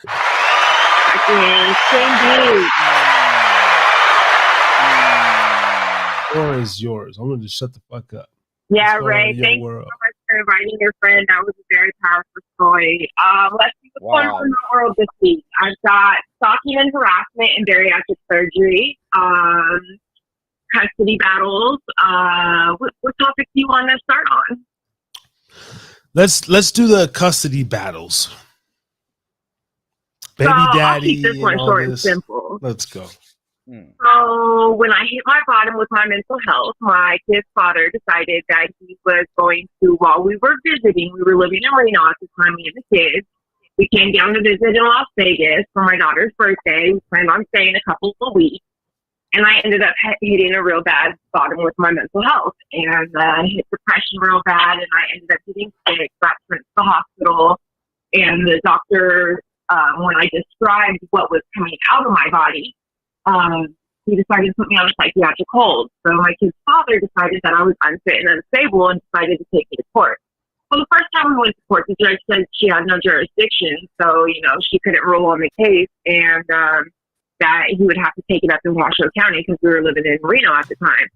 And to this day, my kid's father has primary physical. However, there's a lot of conditions to that. The judge gave me 2 days out of the month because I had a mental episode. It was very biased. I couldn't afford an attorney, so I had to do everything pro se. It was a male judge the second time we went back who was biased. It wasn't the first judge. It was the second judge. First time we went to court, my kid's father was actually behind in child support by $26,000 that the judge actually sent him to jail. So he ended up going to jail. His girlfriend, after the judge had told me that, she wasn't going to grant the custody, his girlfriend, I had exited the courthouse, and his girlfriend came out later and said, "Oh, we got to go pick up your dad from the other side." And I said, "No, there is no other side." Well, I wasn't going to throw a fit in the middle of the courthouse, but at the same time, I started asking security, like, somebody help me stop her. She's trying to take my kids, and I believe their father just got arrested. She doesn't have rights to this. So that's how the custody battle started. So now here we are 2 years later, and for the last 2 years, I've had my kids. I do have joint legal custody, but physical custody the dad has. For the last 2 years, he has allowed me to have my kids every weekend, Friday, Saturday, and Sunday. And additionally, whenever I want them, I can ask for them. Whenever they want to come, they can come. So I keep track of all these days. I decided to take an Excel spreadsheet and calculate with my calendar here, and found out that I actually have the kids 50% of the year. So my kid's father, I asked him, hey, let's do a stipulation. Let's change this agreement. Let's do joint physical custody because technically I have them 50% of the year. I don't pay child support. However, he still pays me child support. But yet he supposedly has physical custody. Let's see, how much more ironic does this get? I also get disability from Social Security right now, and he takes their checks and collects them. So while all this is going on, I said, hey, parents, let's, make this where it's a stipulation where we agree that we have joint legal custody, physical custody. And he says, no, you need to grow up. I'm not giving you that right. So now I'm in the process of having to go and take him to court because technically I have my kids 168 days out of the year, and but by the Nevada revised statute, you must have your kids at least 40% of the year. I have them almost 50% of the year. So he's been manipulating the courts to think that, he has them and I don't, when actually I do.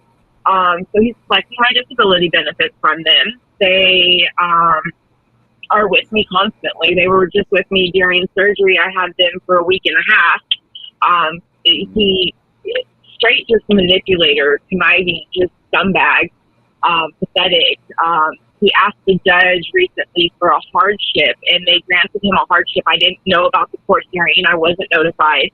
And they dismissed $23,000 of his back owed child support.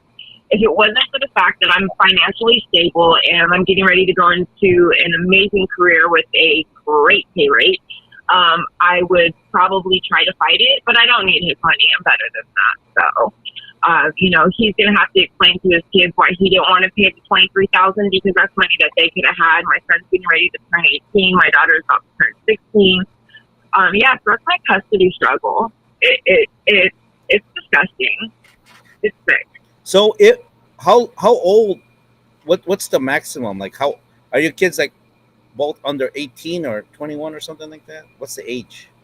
They're currently both under 18. From my understanding, they can continue to collect child support until they're 21, I believe is what it is. Oh, wow, really? Wow, okay. Yeah. Okay. Yeah. See, and what he's paying right now and the amount that they got dismissed was arrears. So even when they did turn 18, they would still be able to collect that money. However, he decided to request a hardship, so now they're out that money. So the father gets them about 50% of the time, from what you're telling me, and he has to pay child support. Yes, that is correct. This is just a question. This is a question, and I just want to ask you: is that fair? Do you think? Is that fair? Because he gets to spend as much time as you do, and at the same time, he also has to pay them. I'm not saying that you're doing, that's just the way the law is, but I'm just asking, do you think that's fair? So to clarify, what he's paying is arrears. It's what he owes me from before he got custody. Oh. So do I think that's fair? Yes, because when I was raising them without his financial support, me and my kids had to suffer because he wanted to cheat. We broke up because he was abusive, mentally, emotionally, and physically, and he choked me out with my daughter in my arms in front of my son, who was one at the store. Oh, okay. So, all right. So what he chose, I was solid with him for 8 years. I provided for him. I provided for our kids. I worked 2 jobs when I was pregnant while he did nothing but smoke weed and play video games and think that he was going to be a rapper. When we split ways, I actually put him in a hotel room for 2 weeks. Let's say for instance, you were working a really, let's say for instance, okay, you were paying good money, and and you have a really, really good paying job with all the securities and all that stuff, and you guys are sharing custody. Do you feel that he should pay as well, No. even if you're making good money? You think so? No, if we have them 50-50, if I was making good money or not making good money, I don't want his money because I will always find a way or a means to provide for my kids. If we have them 50-50, you spend your money on them when you have them, I spend my money on them when I have them. That's always how I've tried to coordinate our existence with each other. But when they were little, they had to suffer because he wasn't financially supporting them, even though I did allow him to have them whenever he wanted them. Before the custody agreement, when they were little, I never kept him from his kids. The only reason I'm in Las Vegas is because of the relationship that I want them to have with their father. My father wasn't a part of my life, so it's very important to me that they have their father. Yeah. So I've never kept them from him. It's almost like for the bullshit and just for, you know, you giving them so many chances and then basically, you know, well, to answer the question, I guess, yes, yes, you think it's fair, but in this, is it a base by base situation? Because you know how there's those baby daddies that they're there for they want to be there for the kids, and then there's those just spiteful baby mamas that won't, like Mike. Okay, yeah. Mike's one of those guys. Absolutely. He literally loves his daughter, wants to be there. If you want to call in and speak your piece, I'm not going to put his business out there, but he's going through a situation like that to where there's no reason why this man should not have his daughter every single fucking night. Or whenever. And what women fail to realize, I hate women like that. Hate is a strong word. I try to stay away from it, but I passionately hate women like that and dislike them because you're not hurting your significant other or your ex. You're hurting the child mentally. 100%. Yeah. That's right. That's right. Yeah. Yeah. No, I've had experiences within my own family to where it's like, you know, they just sabotage the other person's reputation, like the father's reputation and all that stuff. You know, I'll just, you know, and you know what, and I don't think that's right, because what's gonna happen is that it's gonna give your children growing up some type of insecurity, you know, like what's going on with me and my wife right now. I know it's gonna affect my kids, and we're not divorced or nothing, and the fact of that, you know, I said no, I know it's gonna have some type of I guess reparational damage in the future, you know. No, I completely, it's marriage or relationship is just a very funny matter. It's just, you know, you can say, oh, you know, we're just living it. So, you know what? It's just life, you know. That's it's life. It's just the way it is, you know. We're just all fucked in the head, you know. That's just the way it is, you know. But however, this is one thing I don't understand though, is like you have to consider those children need the other parent, regardless, for mental reasons, for psychological reasons, for development. There are things that a man can't teach a daughter, and there are things that a woman can't teach a son. Facts, yeah.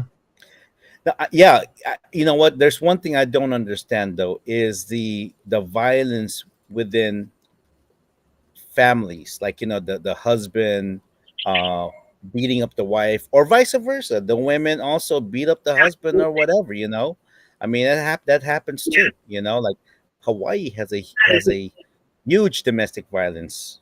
You know, so we have a huge. Unfortunately, a victim of his mother, so it does happen both ways. Yeah, I just never really understood that, because it's like, wow, is it that bad to where you gotta lay hands on, you know? Yeah, it's a control thing, and it's people who are toxic and not mentally stable. If I could be honest, on my own platform, absolutely. You know, I grew up seeing that shit a little bit. You know, I was traumatized when I was 11, witnessing my mom all fucked up and bloody and shit. Fucking scarred the fuck out of me. I'm gonna tell the story one day, like in detail. But anyway, I grew up seeing that shit. I remember living with in the Buena Vista Apartments, West Wendover, Nevada. You know, I know those. Oh, wow. In Wendover? Damn, girl, okay. Yeah. You was fucking with some cholo, fucking Vato thugs over there and shit. I'm just kidding. Yo, I remember like just random times living next door, like living in apartments, and then you hear the wife getting beat like constantly, like day in, fucking day out. Like you would, you know, my walls are thin now, and I remember growing up though, listening like this one woman in specifically, like or whatever the word is. I'm fucked up now. It's going over 3 hours, but the like clockwork. I mean, it was like almost. I don't know, for like maybe whatever in my head, I was probably like 13, maybe in this thought, but anyway, almost like clockwork, man. If I'm not mistaken, he drove a black truck, like a black Silverado, and you know, low to the ground and shit. But every night, like clockwork, this dude would like pull up, because we'll be outside playing. It would be like around this time, summer, 7, 8. It's still light. This fool would pull in. And then I swear, like as soon as like 9:30, like, I'd be getting ready for bed. Sometimes I'd be in the shower and I could hear this bitch like getting fucked up next door. Shit, I'd be like, yeah, yo, and the cops would be out there and stuff. And but that always did something to me, man. Like but anyway, when I started feeling those emotions, to where I never understood how a man could hit a woman. I never understood that. But guess what? 6 years into my relationship, yo, I'm fit to go Bobby Brown in this motherfucker. I can't take it, dude. And this is the only thing for me. And I never did nothing. I mean, I did a little, I did, you know, a little fucking, okay. I did lay hands one time. Fucking, I still feel bad about it, but it wasn't crazy. I was on coke and I was drunk. That's my honesty. Oh fuck. Jesus Christ. Appreciate the truth. I'm not clapping up the thing, but I did. And Mikey's there as my witness. He was there. Fucking seen it firsthand. I can't lie. I feel like a piece of shit. My son woke up fucking crying. I felt like a fucking asshole. I'm on drugs. I was like, what the fuck? And that moment right there, I knew. I love my son's mother, you know what I'm saying? We hung out yesterday and shit, man. We kicking it, you know what I'm saying? We got a great relationship. But I fucked up. Ray, I was sinful. I'm sorry, I got you off the screen, Ray, because your shit was bugging. But you're back now. Yeah, dude, that happened. Like, I'm sorry. Like, yo, like it was literally like, but I was being talked back to, and yo, this is the only thing that like I'd rather stay away from a relationship, because I can't have you talk back to me, bro. Like, especially when the man's fucked up. If you talk to me fucked up, like we're just gonna go fisticuffs, and then but like we're men, like whatever. Like in the morning, I'll be like, dude, I was fucking talking, you know, talking whatever. It depends on the level of your brotherhood. But I couldn't take the fucking like the back talk, and just like the fucking like snarl remarks and everything, you know, and I lost my composure, bro, and I did. I'm still gonna call it a love tap. Nothing crazy, bro. I caught myself in like 2 seconds, but I was in a fucking cocaine rage, and me and Mikey had just gotten in some drama at the bar, so we were still like, we were just amped up, bro, and like there was just something in that moment, and I was just like you know, like boop, and I fucking just like grabbed her by the fucking, and then like I was just like, oh fuck, and luckily I caught myself, man, and that's my truth. I'm sorry. I love you, baby mother, and we're way past that shit. But I want to ask Justina though. As a female, when it gets that riled up, okay, and the man just like stays quiet and just either walks away or just stays quiet. Yo, I'm sorry to cut you off, but the worst part is when you walk away and the motherfucker keep like, okay, or when you, as a man, when you say enough, like I'm done or shut the fuck up, But then and she's still gonna go, or make me. That's that. So. Oh, wait a minute. You know what? I tell you what. I tell you what. This is one thing I gotta give credit to my wife Angela, man. Shouts out to you, babe. I love you. Okay, I gotta give it. Been married over 25 years. In fact, our wedding anniversary is April 27th. Okay, we've been married since 1986. Before that, we went out for 11 years. Okay, 3 beautiful children, wonderful people. I tell you what. One thing that I respect that my wife has always said. He says, what did she say? Basically, I'm paraphrasing. She says that if you hit a man, expect to get hit back. Yes. That's what her dad, my father-in-law, Big Al, you are strong taught my wife. Enough to hit a man, prepare to get your ass. Yeah. Like, expect to get hit back. That I respect that.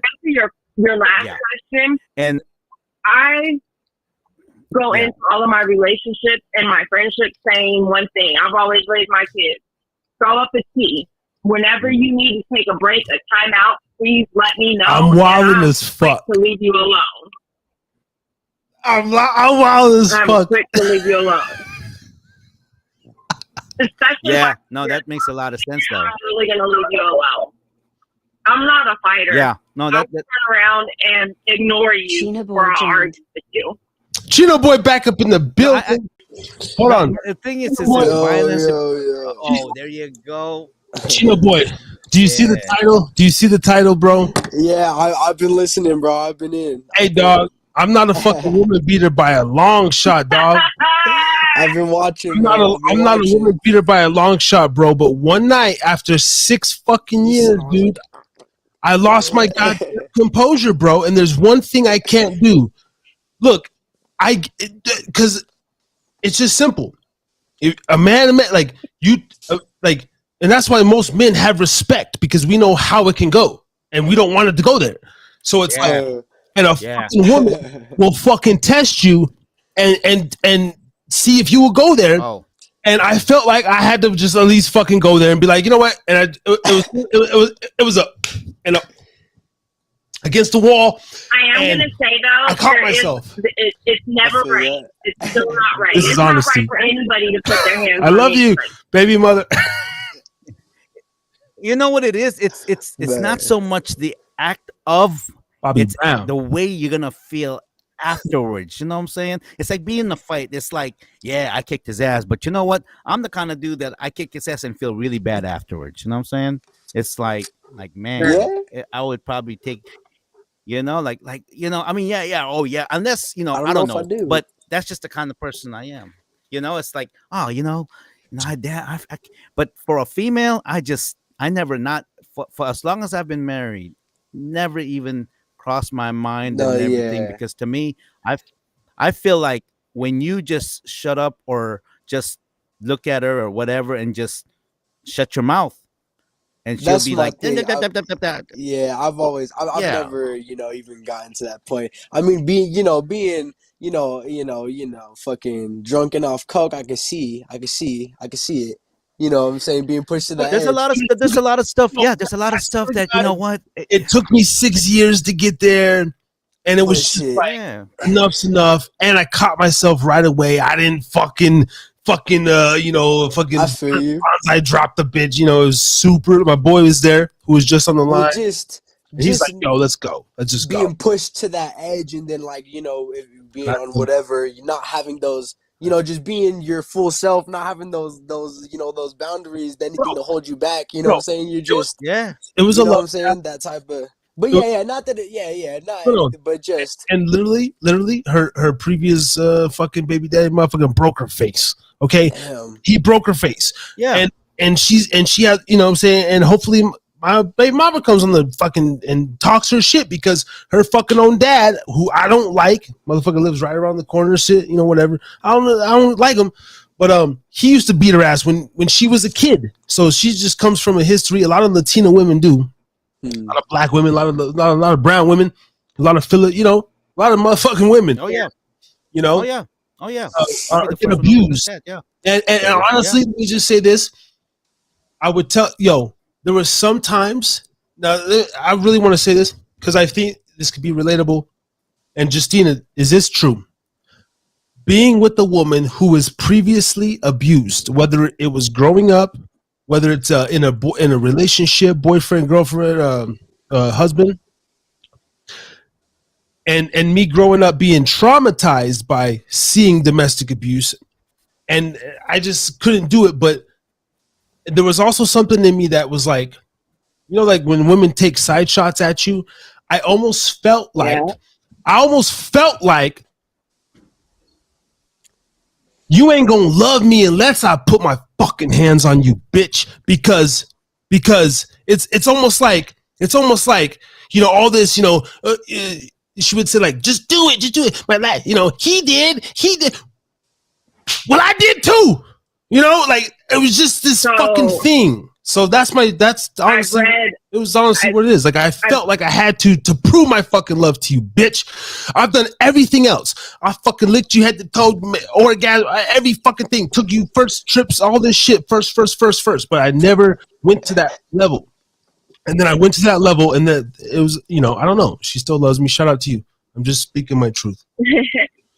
So psychology actually shows, and we all know I love to read medical and psychology shit. So psychology actually shows that people who have been born or brought into this world and have had that in their lifetime at an early age will continue to repeat the cycle. A lot of people want to do better, but there's still this part of their brain that is speaking that, even though it's not in their conscious. It's not something that they'll admit to. It's a hard habit to break.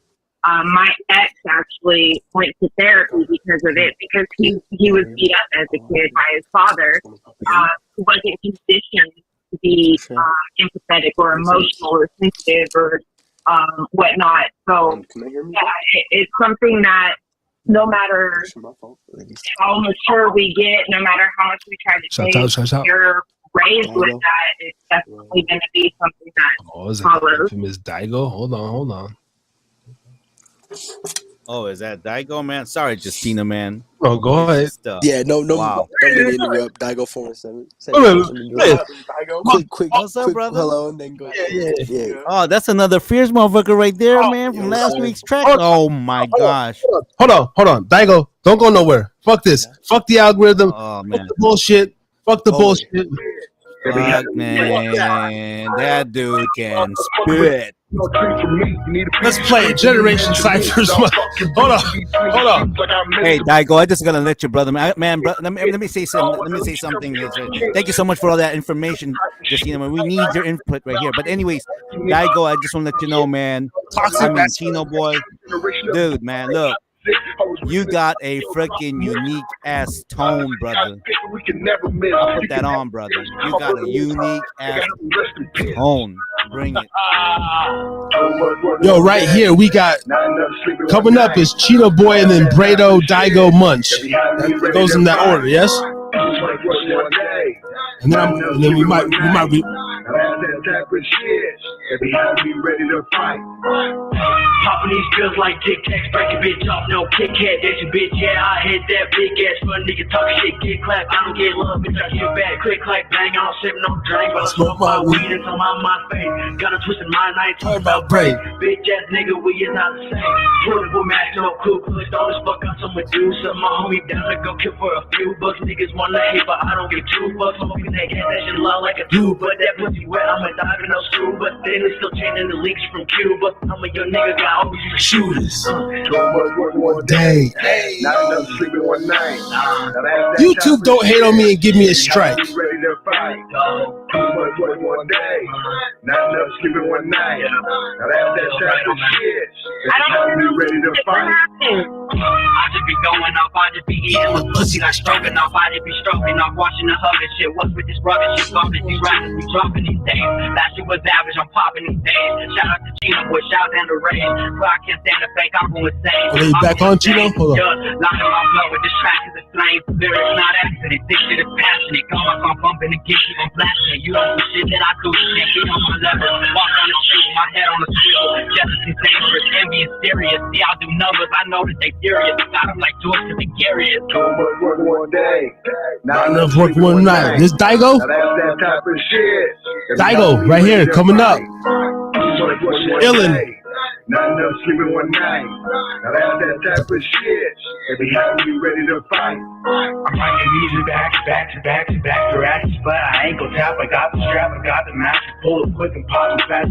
Yeah, I'll be the driver and the shooter. Yeah, I got the Glock in the Ruger. Yeah, shooting at his body in Medulla. Yeah, I said, yeah, I'm popping Rugers, popping at Medulla. Yeah, I'm shooting shooters. When the box on metal, I can pull it. Pull the jacket, I'ma shoot it. Put a nigga throat, that shit make me gon' sing. Make you let him action off on the spray. Headshots on the gun, I'm trying to see some brain. You don't wanna get popped and stay out my way. I don't hear you, I don't hear you. Cheeto. Let the volume go. We don't hear you. One day, one night. Oh! I smoke on the best, I really be zooted. You know I be strapped with the bulletproof vest. You know I'm just Alright, try to tap back in. I don't hear you. I'm just shooting at that nigga head. Wake in the morning, I'm tweaking off meds. Yeah, you know me, I just need me a 10. Take me like 2 and I'm starting to tweaking. You know that I'm sorry I took him again. Okay. Skirt off in that drop top range, and these thoughts up in my brain. Holy shit, they're so deranged. Alright, cut it off. That's vicious. That's vicious. Chino Boy tapped in. We lost the audio. That's vicious. We got something. We back on? We got something, man. Some young talents. We back. Oh, man. Some young talent. Hold on. Now that Daigo's in the building, now Daigo, I subscribe to you. Hold on. I seen. Oh, she subbed. I seen you posted some new music this week, and let's see, The Reality of Fame featuring Chino Boy. The Reality of the Fame. Can we play that live? Hey, shout out to holy shit, Wendy Lundy. Hold on, Wendy Lundy in the motherfucking building. Oh, let's bomb this up, Wendy. Bro, shout out to Wendy Lundy, bro. Podcast growing. Good talk, y'all. Keep it going, she say. Hey, salute Wendy. That's a homegirl from motherfucking I just keep dropping the phone. grade school. Shout out to Xander Rage. Hey, yo, man. Daigo. Yeah, we kept dropping it. Yo, what up? I haven't even heard this one yet. I haven't even heard it. This one's new. I dropped this like a couple days ago. I seen it pop up on my notifications. Yo, this is new to me. Yeah, this one's brand new. World premiere. I heard it a long time ago, but dropped. Let me put y'all up on the screen. I'm here, miss me when I'm gone. When I'm dead, I'll be right. While I'm here, I'm wrong. While I'm still singing, they don't sing along. When I'm dead, listen to my songs. Hey, while I'm here, miss me when I'm gone. When I'm dead, I'll be right. While I'm here, I'm wrong. While I'm still singing, they don't sing along. When I'm dead, they listen to my songs.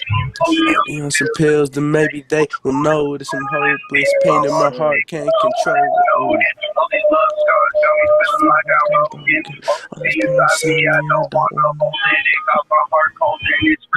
Bro, come here.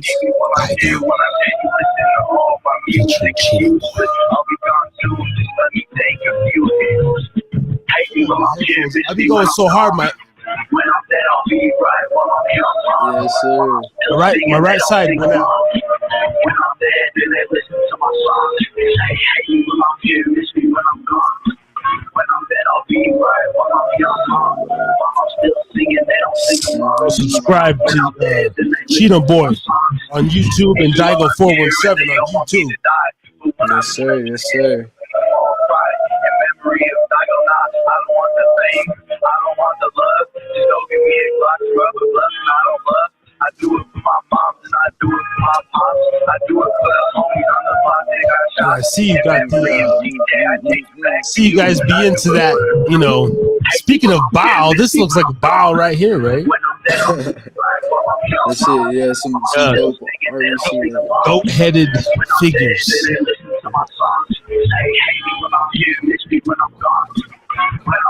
No, I like you guys' energy, bro. And,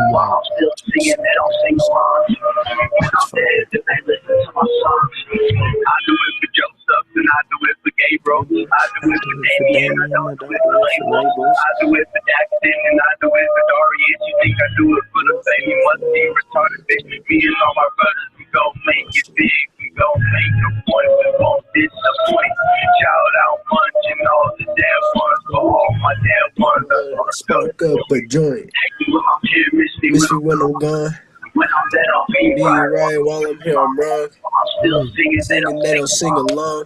When I'm dead, then they listen to my songs. Yeah. Miss me when I'm gone. When I'm dead, be right while I'm here, I'm wrong. While I'm still singing, they don't sing along. When I'm dead, then they listen to my songs. Hey. Yeah. That shit's fun. Yes, sir. Deep message behind that, but yeah, chill little song. I got a challenge. I got a challenge for you guys. What's Hold up? up. What's up? Drop some kind of beat, and I want you can jump in. Anybody, like we're gonna do a little cipher thing, drop something here. Put a little random beat on. I know you got. I know you can pull something on the archives and everything, and let these boys like. I know go at Daigo it. can for You know sure. what I'm saying? I know What? some written shit and just freestyle some. Right Hey now. man, Oh, some hey, written ain't shit nobody right now? judging you Just over here. You free can fuck archive, up. It but don't matter, just- man. Just go with Shit, it. let me Just see. go with it. I'm gonna, Shit. I'll do it. I'll do it real quick. since I'm Do host, it, man. I'm gonna start it off and make myself look like an ass, loosen up the room. Let's go. Don't worry. Ain't nobody No, judging no. you guys. We can't. We all I just fans. know Daigo's infamous for this though. He got shit. He got archives for days. We fans and we fams. Get a freestyle. I feel you. I Here we appreciate go the again. love. You know what I'm saying? Drinking. Thursday night, we elevated, never faded, but because they said it, they hate it. Got the Daigo in the building, and I have me the children. We be dropping down, fools be dropping kills. We getting the skills, dropping motherfucking straight hits with the fire emojis. Live chat popping, and you know we homies, but still we be coming through from the Salt Lake to Texas to Hawaii. Still I'm not through. I'm gonna motherfucker pour up some more Don Leo.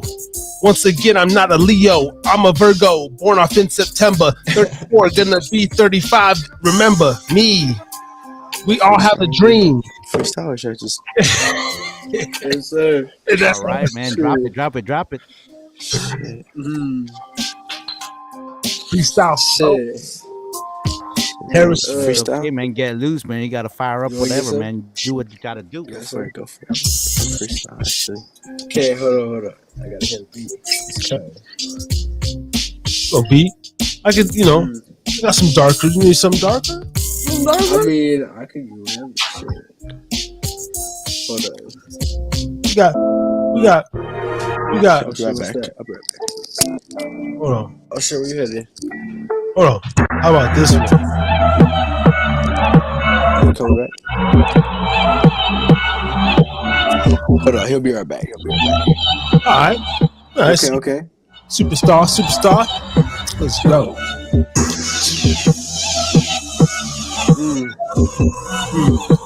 Hold on. My freestyle. Yeah, this is pretty. This was pretty sure. Hey, yeah, I said I'm faded in it. Hold on. I'm faded in this bitch. Hey, smoking on them blunts, yeah, I'm with the click. Hey, sipping on that drink, you know we getting lit. Hey, bitch, I'm turned up in the club. I got your bitch, and yeah, she over here trying to turn up. Hey, yeah, she rubbing on my lap. She got too much. I don't even know, bro. I can't even know. I'm not listening. Hey, man. Ain't nobody. You know what? Just do what you gotta do. What's up? I'm in the fucking club. Let's see the beat. Like Shit, I may have to jump in there and everything, man. It's some vibey little, like, I don't know, like a little vibey club banger shit. I don't even know. Oh, same beat or different beat? Sorry. We can switch. I don't know. Shit. We got this one, whichever one. I got. It takes me like actually here. Let's do this. Let's do this after. Let's listen. Let's play some songs first, and then let's go into freestyles. Let's do it. Let's do it. That's facts. I'll be more in it to freestyle if I hear some shit. What we gotta hear? What we gotta hear, bro? Love Letter. I see that one just released. Oh, Love Letter too. Okay. Love Letter, bro. Hell yeah. Hey, shout out to we got some females in the building. Justina, you still with us? Sorry, fucking man took over and shit. Lady's still on the line. Typical shit. Wendy Lundy. Wendy Lundy. Hey, shout out to Wendy. Hit that like and subscribe button, Wendy. Get it, boys. Woo, woo. If not, you already have you so much. We're getting. I miss you every time that I ain't with you, baby girl. I gotta go away and I love you, baby girl. So the heartbreaks and all the dark nights. This for all the times I loved you. This for all the times I lied. Oh yeah. You should do that. This for all the times I tried. This for all the times that I went back and took a couple lines. This for all the pills that I done pop while I Life is hell, so I shot so many people just to be with you with drop jaws. This for all them broken bridges. This for all them block calls. This for all them missed calls and times I prayed for you. This for all them bitches I done turned down chasing you. But now it's finally over cause I gotta go away. I wish to speak with you again, but that day ain't today.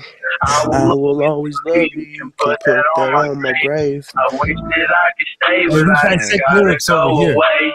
I wish that I could stay with you. I gotta go, I can't lay with you. I will always love you, but I will not play no games with you. You see me through my dark time, but I go through the with you. But you don't feel the same, you don't feel the same at all. You just want another nigga, this is where I fall. Talk back the line tonight, I end it all. Suicidal thoughts, yeah, they killing me, damn. All throughout the day, I let the devil take my hand. Let him lead me through the way, don't fear another man. And if he takes me straight to hell, just know that was always planned. I don't have the flows no more. Hey, shout out. Hey, that was a Love Letter. Daigo. I don't have the flows no more, but I got the charisma on the mic, and I can feature other rappers. Yeah, I'm not trying to, be a rapper.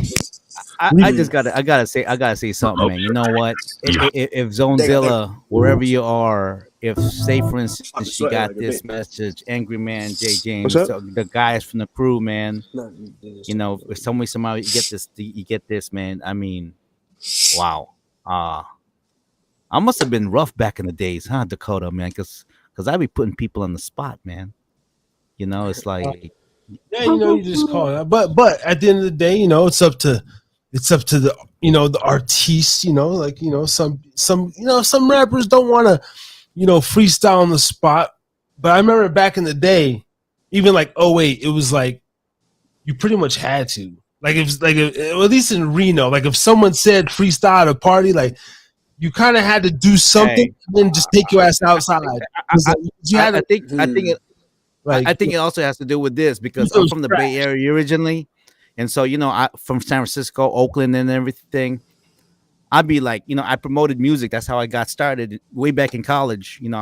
First group I've ever promoted was this group called Black Beats, Lyrics, and Conscious Knowledge. And I used to go to the clubs. I was a club head. And I used to go over there. Oh, yeah, motherfucker, you want to rap? You think you can rap? And this was the time when you can see Tupac just like 5 feet away from me. That's where I grew up. I'm an OG. I'm 55 years old. Turning 55. So I would have one dude on this ear and then the other dude on this ear. Now I'm not gonna say I'm a rapper and everything like that, but I got the motherfucking ear. Like some way somehow it's like what when you hear me bopping like this, you just feeling the vibe and you know what I'm saying. So all I gotta say is this, man. Release. Don't worry about it. Don't worry about fucking up because just let it out, man. Just let it out. You know what I'm saying? And I tell you, like Dakota was like 17, 18 when I met him, right? And yeah, there's a lot of like producers out there going, "Oh man, your boy Nevada boy, I don't know this and that." And I said, "No, motherfucker, you don't understand. You can do that shit right there. There's something about that man that I hear and how he is on the studio And you know what? Uh in his prime days, I mean, I put him on the spot. Boom, on the box. Boom. That song, bitches, man. He led it and he ended it, and then we have other songs after that. That is the kind of stuff that, you know what, like you guys right there, you're already cutting tracks, man. Just freaking flow, man, and then believe it. Catalog, bro. Yeah. Seriously. So this one here, life is hell. Seriously. So where is heaven? Life is hell. So where is heaven, bruh? Yes, sir. Yeah, man. Because I tell you what, man. Yep. A broken, corrupted mind that likes to stop and watch the world around from time to time. Kind soul, but all the evil things that he will find, because this world is full of greed, hate, and hella lies. I don't want to kill anybody. I gotta get out that door and you're standing in my way. One way or the other, you're getting out of my way. Oh, fuck. I'm going to get a claim because it's a sample. God damn it. It's all good. No. They're gonna do it. Me as a servant, I'm worthless and so imperfect, and that's the reason we worship. But am I bad if I choose a side of the serpent while the devil's lurking, slithering, waiting for lost person to walk this road of all of this suffering and this hurting? Oh, shit. I'm really going to get a claim now. My bad. Jesus Christ. Start from the top. Chino Boy. A broken and corrupted I like to stop and watch the world around from time to time. Kind soul, but all the evil things that he will find, because this world is full of greed, hate, and hella lies. I don't want to kill anybody. I gotta get out that door and you're standing in my way. Copyright claim right here. This is the sample.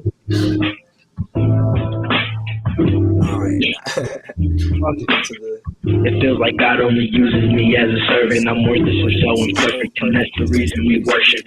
But am I bad if I choose a side of the serpent while the devil's lurking, slithering, waiting for lost persons to walk this road of all of this suffering and this hurting? When life is so fucked and you just feel like you're a burden, and your mind is a cage that stays spinning and turning. Man, the world's so cold that I think we should fucking burn it.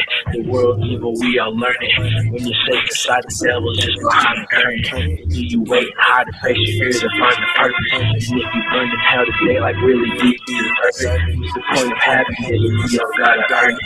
You in hella pain, but hella happy on the surface. You got bread, but know that happiness cannot be purchased. Fake people hate the truth, that should make them nervous. They be trying to twist your words, I ain't talking curses. So it's always fuck the world and towards it while we earn it. Happiness is something that not everybody can find. You can bring tears inside. We all got these dark thoughts and these demons that we hide. Yeah, I've heard of broken hearts, but what about a broken mind? You can see a man's story if you look him in the eye. You can give back money, but you can't restore time. Cause life is not forever and we all must die. But at least I'm honest before I go up to the sky. Loneliness is my only friend. Hope speaks again. Yeah, you stuck around. Hey, if this song can't be on Talk Teach Truth Ray, see, Chino, you just open yourself up a new door to be on this man's podcast when he gets his show going. Because see, even that shit right there, man.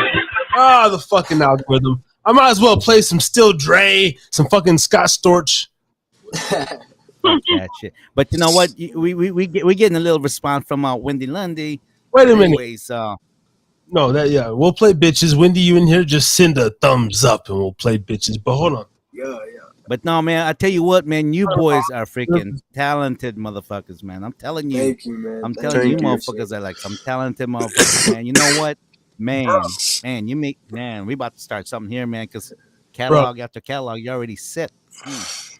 Bro, I already said, hey, Wendy Lundy in the building wants to hear bitches again. So look it. This is a female woman requesting the most, one of the most vulgar song ever. Freaking from a man's perspective, from four men's perspective. It all started when I met this broad at Walmart. That's all I know. Yeah, this song right here. It always starts with Walmart. Boys, we gonna get up at you. After this, we're gonna play some more hits. Yes, sir. But the listeners get what they want. Yes, sir. What? Bitches, hoes and suck dick, bitches. They ain't nothing to fuck with. I know the song. Oh, bitches. Send them the black rose bitches. They're nothing but sluts. Bitches. I'll treat them just like mutts. Bitches. All they wanna do is play you. Bitches. Bitch, I hate you. Met this broad at Walmart, thought she looked good. Come to find out, she just a hoe from the hood. All up on me, the first night that I met her. Flirting on the couch, just making the pussy wetter. Looking in my eyes, trying to get serious. You wasting your time, bitch, I'm too mysterious. Never let you know. Shout out. Me, just Cruising the Boulevard. Are you with Zemmel? Wait. You're not with Zemmel. What are you fucking talking about? Riches, clean your pussy out, feel my tongue. Then I'm gonna Cruising the Boulevard. Bitch, you dumb. No, I ain't That's smart. crazy. Never off the cat. I'm gonna hide that. I'm gonna hide that Yeah, I'll comment. give you that. If you can handle it, tricky, so scandalous, take you to the dark side where your other Every half Thursday. is nothing but a devil, bitch. That's what you really are. Spent one night when you started acting bizarre. Oh, okay. I was like, you're with Zemmel right now. Wait a minute. He just called in with his girlfriend. He's so cute. Oh, he's a nice guy. Shut the fuck up. Hope tonight, yeah, your kids die. TCH. Ever been the cat to save a whole nigga sporting the cake? How far will you push me, dude? Your attitude probably stinks worse than your pussy, dude. And that shit right there is unbelievable. When the bitch with fake hair That's unbelievable. I don't really need a hoe, but my dick might though. I can help my fat man looking like a supermodel. So all the hoes out there, but I'm just saying, be fair. Don't be greedy with your pussy. Be generous and share. I bet you that they would if I rolled in the coupe. Bitches are stuck up where my dick is too. I wish these hoes would give my penis more quality time so my dick can get more acquainted with her behind. I wish I had a chick that looked like Angelina Jolie. She'll be so used to sucking my dick. She'll walk on her knees. Put my dick in her mouth if she has something to say. You can be my friend. Give me that. Anyway, back to reality shit. Who knows? I might give a ring to a heavyweight chick. But I despise a bitch. The bad boy does too. This song is just another way of saying trick. Hey. I watch your body hang From the highest tree, visions of her demise I see so vividly. She puts the kiss of masochist so sadistically. She's the world slut, not a nice man's queen. When I first met her, I thought that she was the one until she gave a blowjob to a shot of shotgun. It was fun watching her body slowly decay. A place with maggots and viruses go to pray. She says she'll stay, but bitch, get the fuck out. Do me a favor and play Russian roulette by yourself with the full clip. Don't leave out any bullets. I'll wrap my arms around you right before you pull it. I love it when you play games with death. I hope you lose all celebrating, light a cigarette. I wash it on your face and watch you turn red. Besides, you're a lot more beautiful when you're dead. Chicks that suck dicks, looking for dreams. Bitches that wanna plot scandalous schemes. Bag hoes that like to chase methamphetamines. She like to pull the caboose, meats and beefs. Going in and out of the poop shoot. Bitch, I'll stir my penis in your rectum like a mixture. Then I'm like in the hooch. Bitch, I'll spit the cock snot on your starfish on the cooch. I was about to say, bro, who got their porn open? Face so put Turn up. I told my homies that the skis let the pool strange. Back in the day, they used to look at my dope sack. So would probably lick the shit out my ass crack. This is so true and so real. She loves the dicks in the butt because she enjoys the feel. My boys busting cum shots all over the dome. She watches porn on her knees, getting waxed and bone. You know how it goes. And this bitch is nothing but a motherfucking bag. Step back up on you, dick I'm giving, and you know I'm pussy licking. Wanna stick it clean, clit, meow, meow, kitten, nothing but a chicken head. I'm getting. Wanna dig up in my fucking wallet, get my money spit. Go to mall and spit my check. Got another bitch up next. Shauna is the one on deck. Even she gets no respect. Put a hickey on my neck. You gon' meet your fucking death. Then I'm gonna beat it in the sheets till we're soaking red. Take a bath, then your blood choke on my fucking tongue. Then I'm gonna kill your mom, go to the house and drop a bomb. Bitch. Ha ha. Drop that shit, motherfuckers. Hoe hating entertainment. Got a boy Jay, still an angry man, killing hoes on the daily, motherfucker. That is so wrong. But you gotta love it. Requested by a woman, Wendy Lundy. You're welcome, Wendy. Mrs. Lundy. Shout out to Miss Lundy. Wow. Shout out to Standard Rage. Hold on, let's go over here to the damn Podbean, bro. I'm slipping. Fucking shout out to Woody Bush. Shout out to Pook. Shout out to Sean. Shout out to Hydro DXY. And shout out to Kirkley Hennessy Show. And shout out to Bunty. We got some listeners on Podbean, man. Hold on. Podbean blowing up. And shout out to Bunty. Yeah. Shout out to Podbean. Podbean. Motherfuckers just Podbean. But wow. What else? The algorithm's fucked up. Hold on, Justina. Tap in. What are we listening to next, Chino boy? But Justina, how you doing over there? Thank you for staying with us. The fucking motherfucking dropping the phone. Testosterone took over for a minute, but we're here. I sense that, but I'm gonna let you boys have your moment. I am gonna have to. We do have to wrap it up in 20 because apparently, the last time I did a 4-hour live, we couldn't even do an outro because apparently $15 isn't a month. If you want to record longer than 4 hours, I gotta pay like $30 a month, and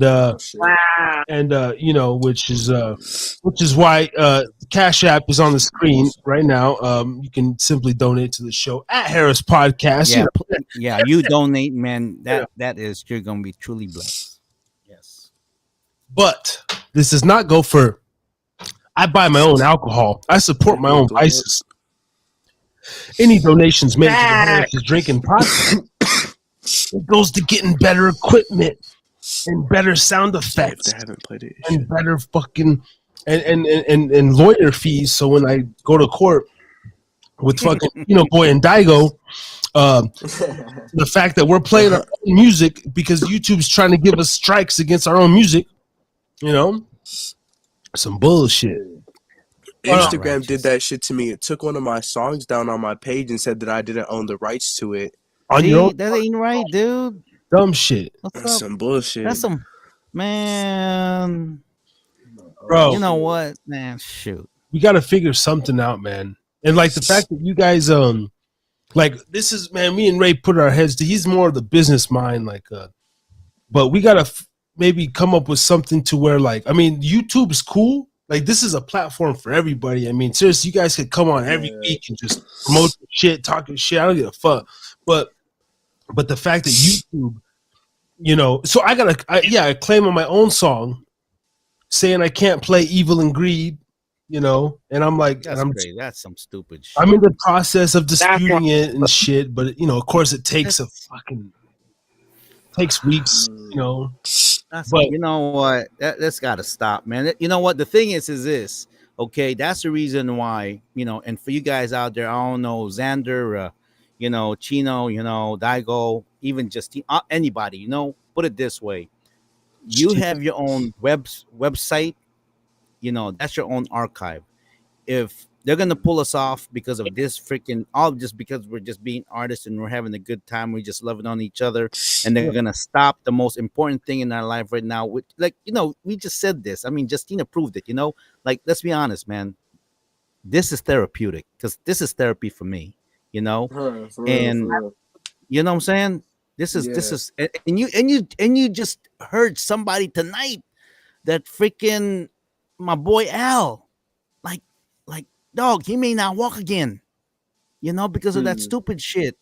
And then we just talked about the pen, right? So it's like, dude, man, this is so important.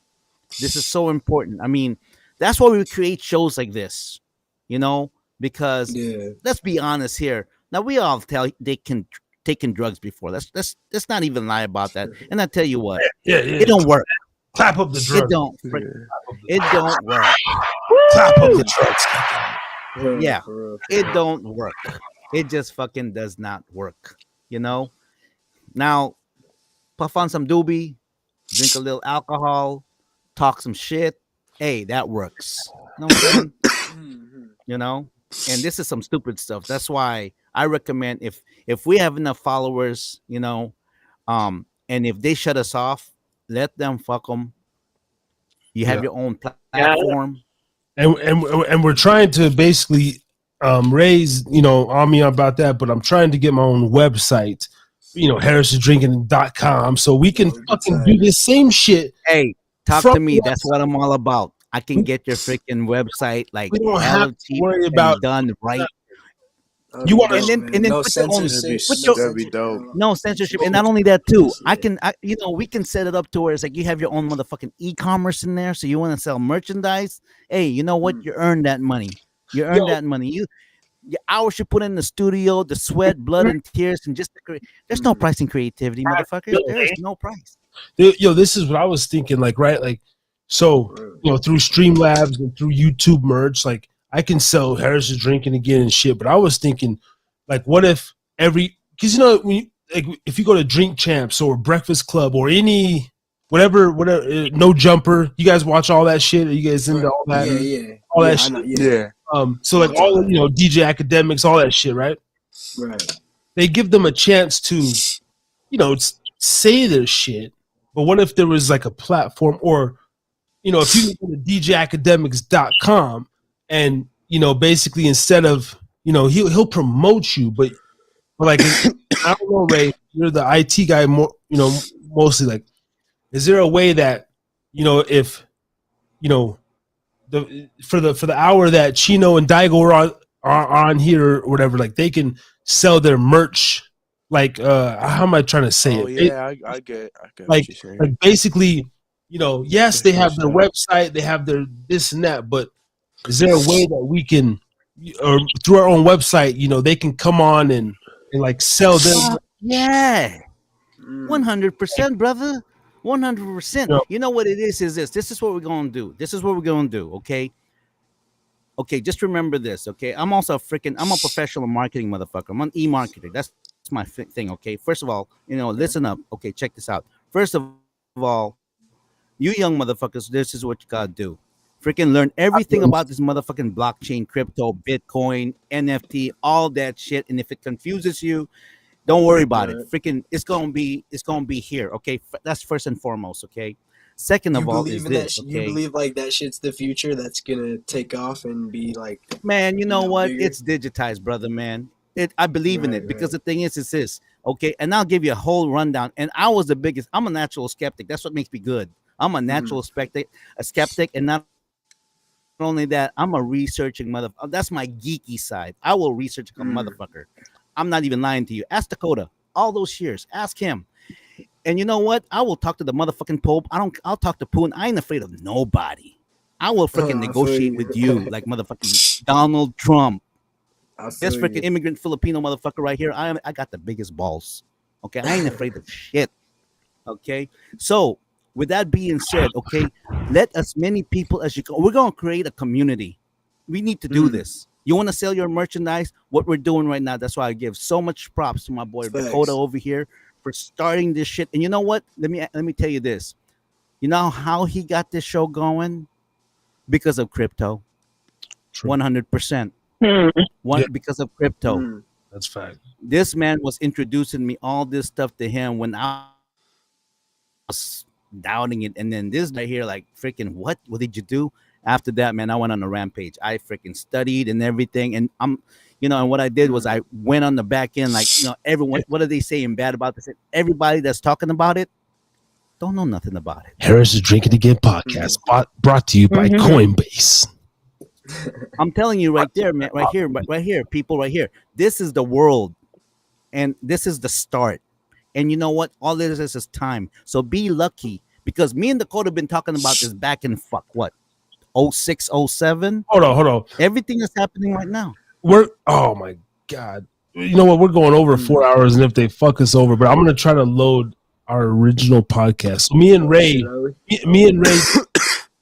Ray basically used to record phone conversations since 2009. Like what? 2000? Yeah, around there. And I would just play music in the background. And if I can, I'm gonna delete bitches. So let's get this out of there. That's out of there.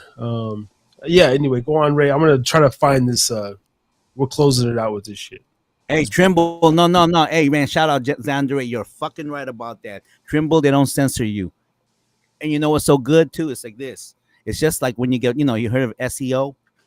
When you're on the platform, like say Trimble or Paltier or something like that, or Fanbase, those people are so hungry to have you on their platform that is really where you want to be, and then stay on that motherfucker like rice on shit, like flies on shit.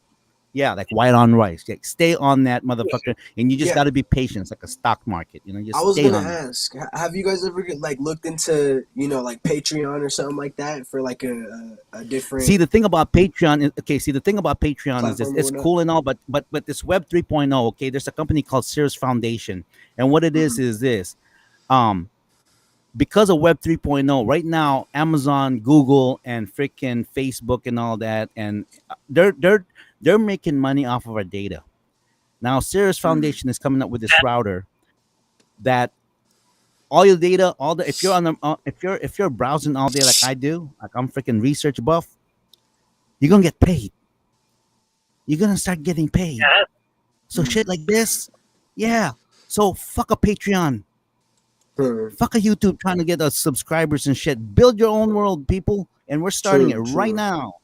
Hold on. While we have some people in the building, this serious. Well, I don't know if you just said it, but this is a way to where basically all the time that you've just spent here with me, with us, Justina, all the time you've spent on the phone, Wendy, every viewer. This serious, how does he spell it? Cirrus Foundation, CIRUS. And by the way, fucking Google this shit. It's the new way to basically you can get paid for your fucking time. Like you could be on a motherfucker's website because you're there already. Or you're on Google, but they're gonna start paying you back for it. That's hey Dakota, put my phone on the screen. Give me a text, and what it is this. If you get on there, they have an extension. There's a shortage of microchips right now, but if you go on there and you put this extension on your, I get paid $5.50. You let somebody know you get paid when you're already there. You get paid $5.50. That this is just a beta. After that's done, like what Dakota's saying, the longer you're on the internet, the longer you are browsing, you get paid. You get paid, and everything's online now. An actual my number 808-566-6561. 808-566-6561. By the way, I'm also I got an embroidery shop. So if you want hats like this or anything, any has to do with merchandise, you just let me know, man. I will hook you up. I got that. That's the shit I do. All right. Man, you're covered. You're covered. When it comes to music and that,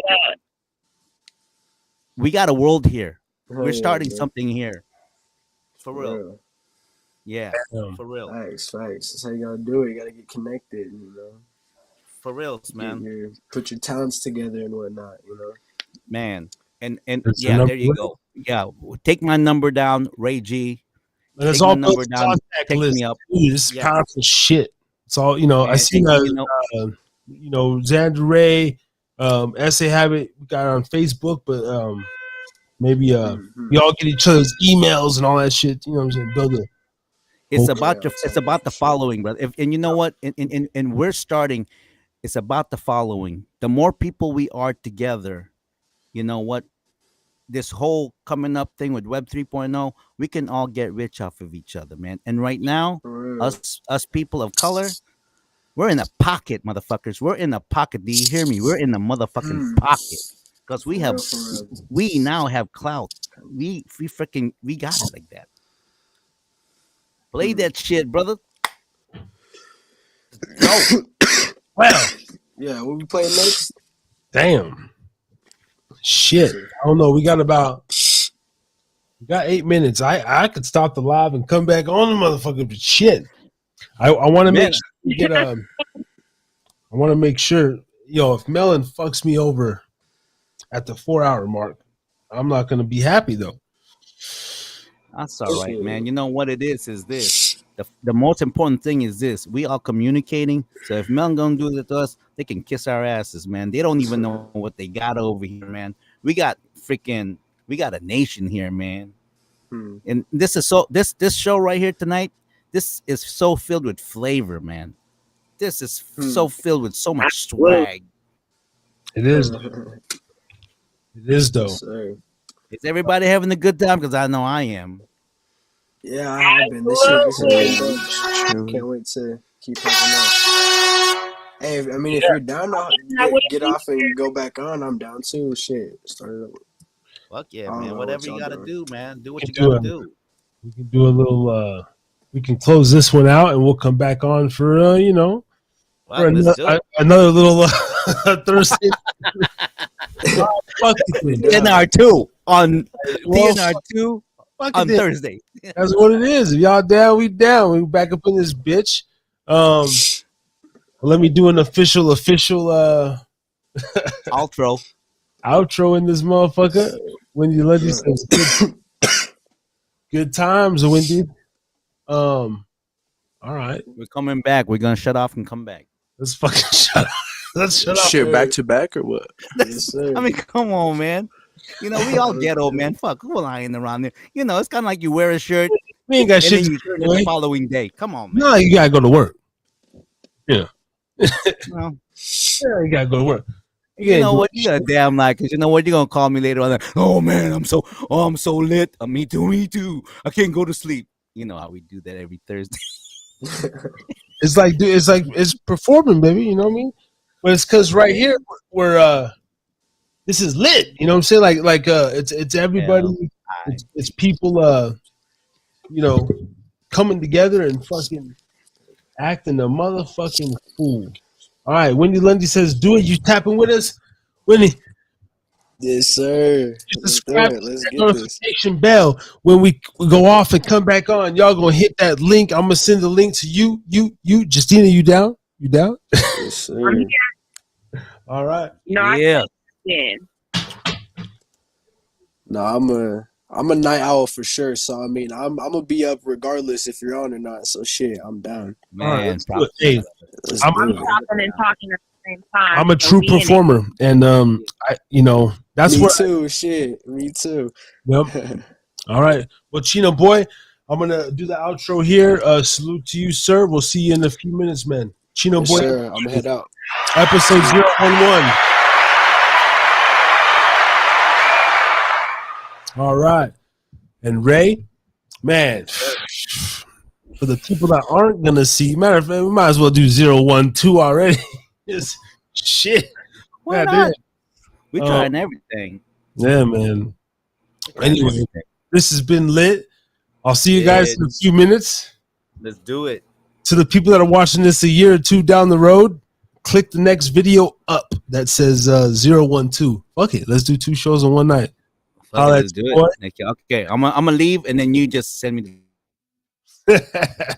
Let's do it. Justina, you still on the line? Oh my goodness. What's going on? I'm gonna try the link again too, so make sure you send it. All right. This has been real. You could just stay on the whatever. All right, let's go. Let me end it like this. This has been an epic episode of the Harris is Drinking Again podcast. I haven't done this enough. Harry's drinking again. We do it like that. Finna come back on your ass. Thank you guys so much for the motherfucking support, the love, the tap in. The chat's been lit. Lit show. Let's get it again. Melon's hating. StreamYard next month. Gonna play the ritual on the way out. See you guys in a minute.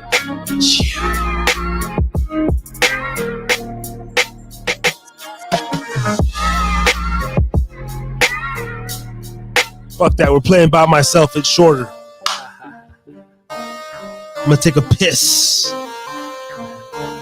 Cruising by myself, all alone in my car. Wishing I had people, wishing I was star. It's a sunny day in the March springtime. Driving down Virginia, empty inside. Watching people stare at me as I pass by. Thinking that I'm doing it, but I'm just a ride. Trying to maintain without committing suicide. Once again, it's just another lonely Friday night. So I head home on the 395. Exit off of Clearview and proceed to get high, where I shall stay for the rest of the night. Playing with myself and with the sickness in my mind, until I see the second coming of the Christ. Hopefully in the morning I'll feel better and alright. This is why I tell you everything that's all up in my mind, because I got the sickness in me, just like you who's on the grind. I wanna feel peace same drink full of tea before my last day, but I feel held down by my emotions and the desert race. So I proceed to write and rap you up a little song to tell you how I feel and what I do. You can act my mom. Since the day of birth, I feel abnormal when I roll this turf, but I've learned to grow with it and love it just for what it's worth.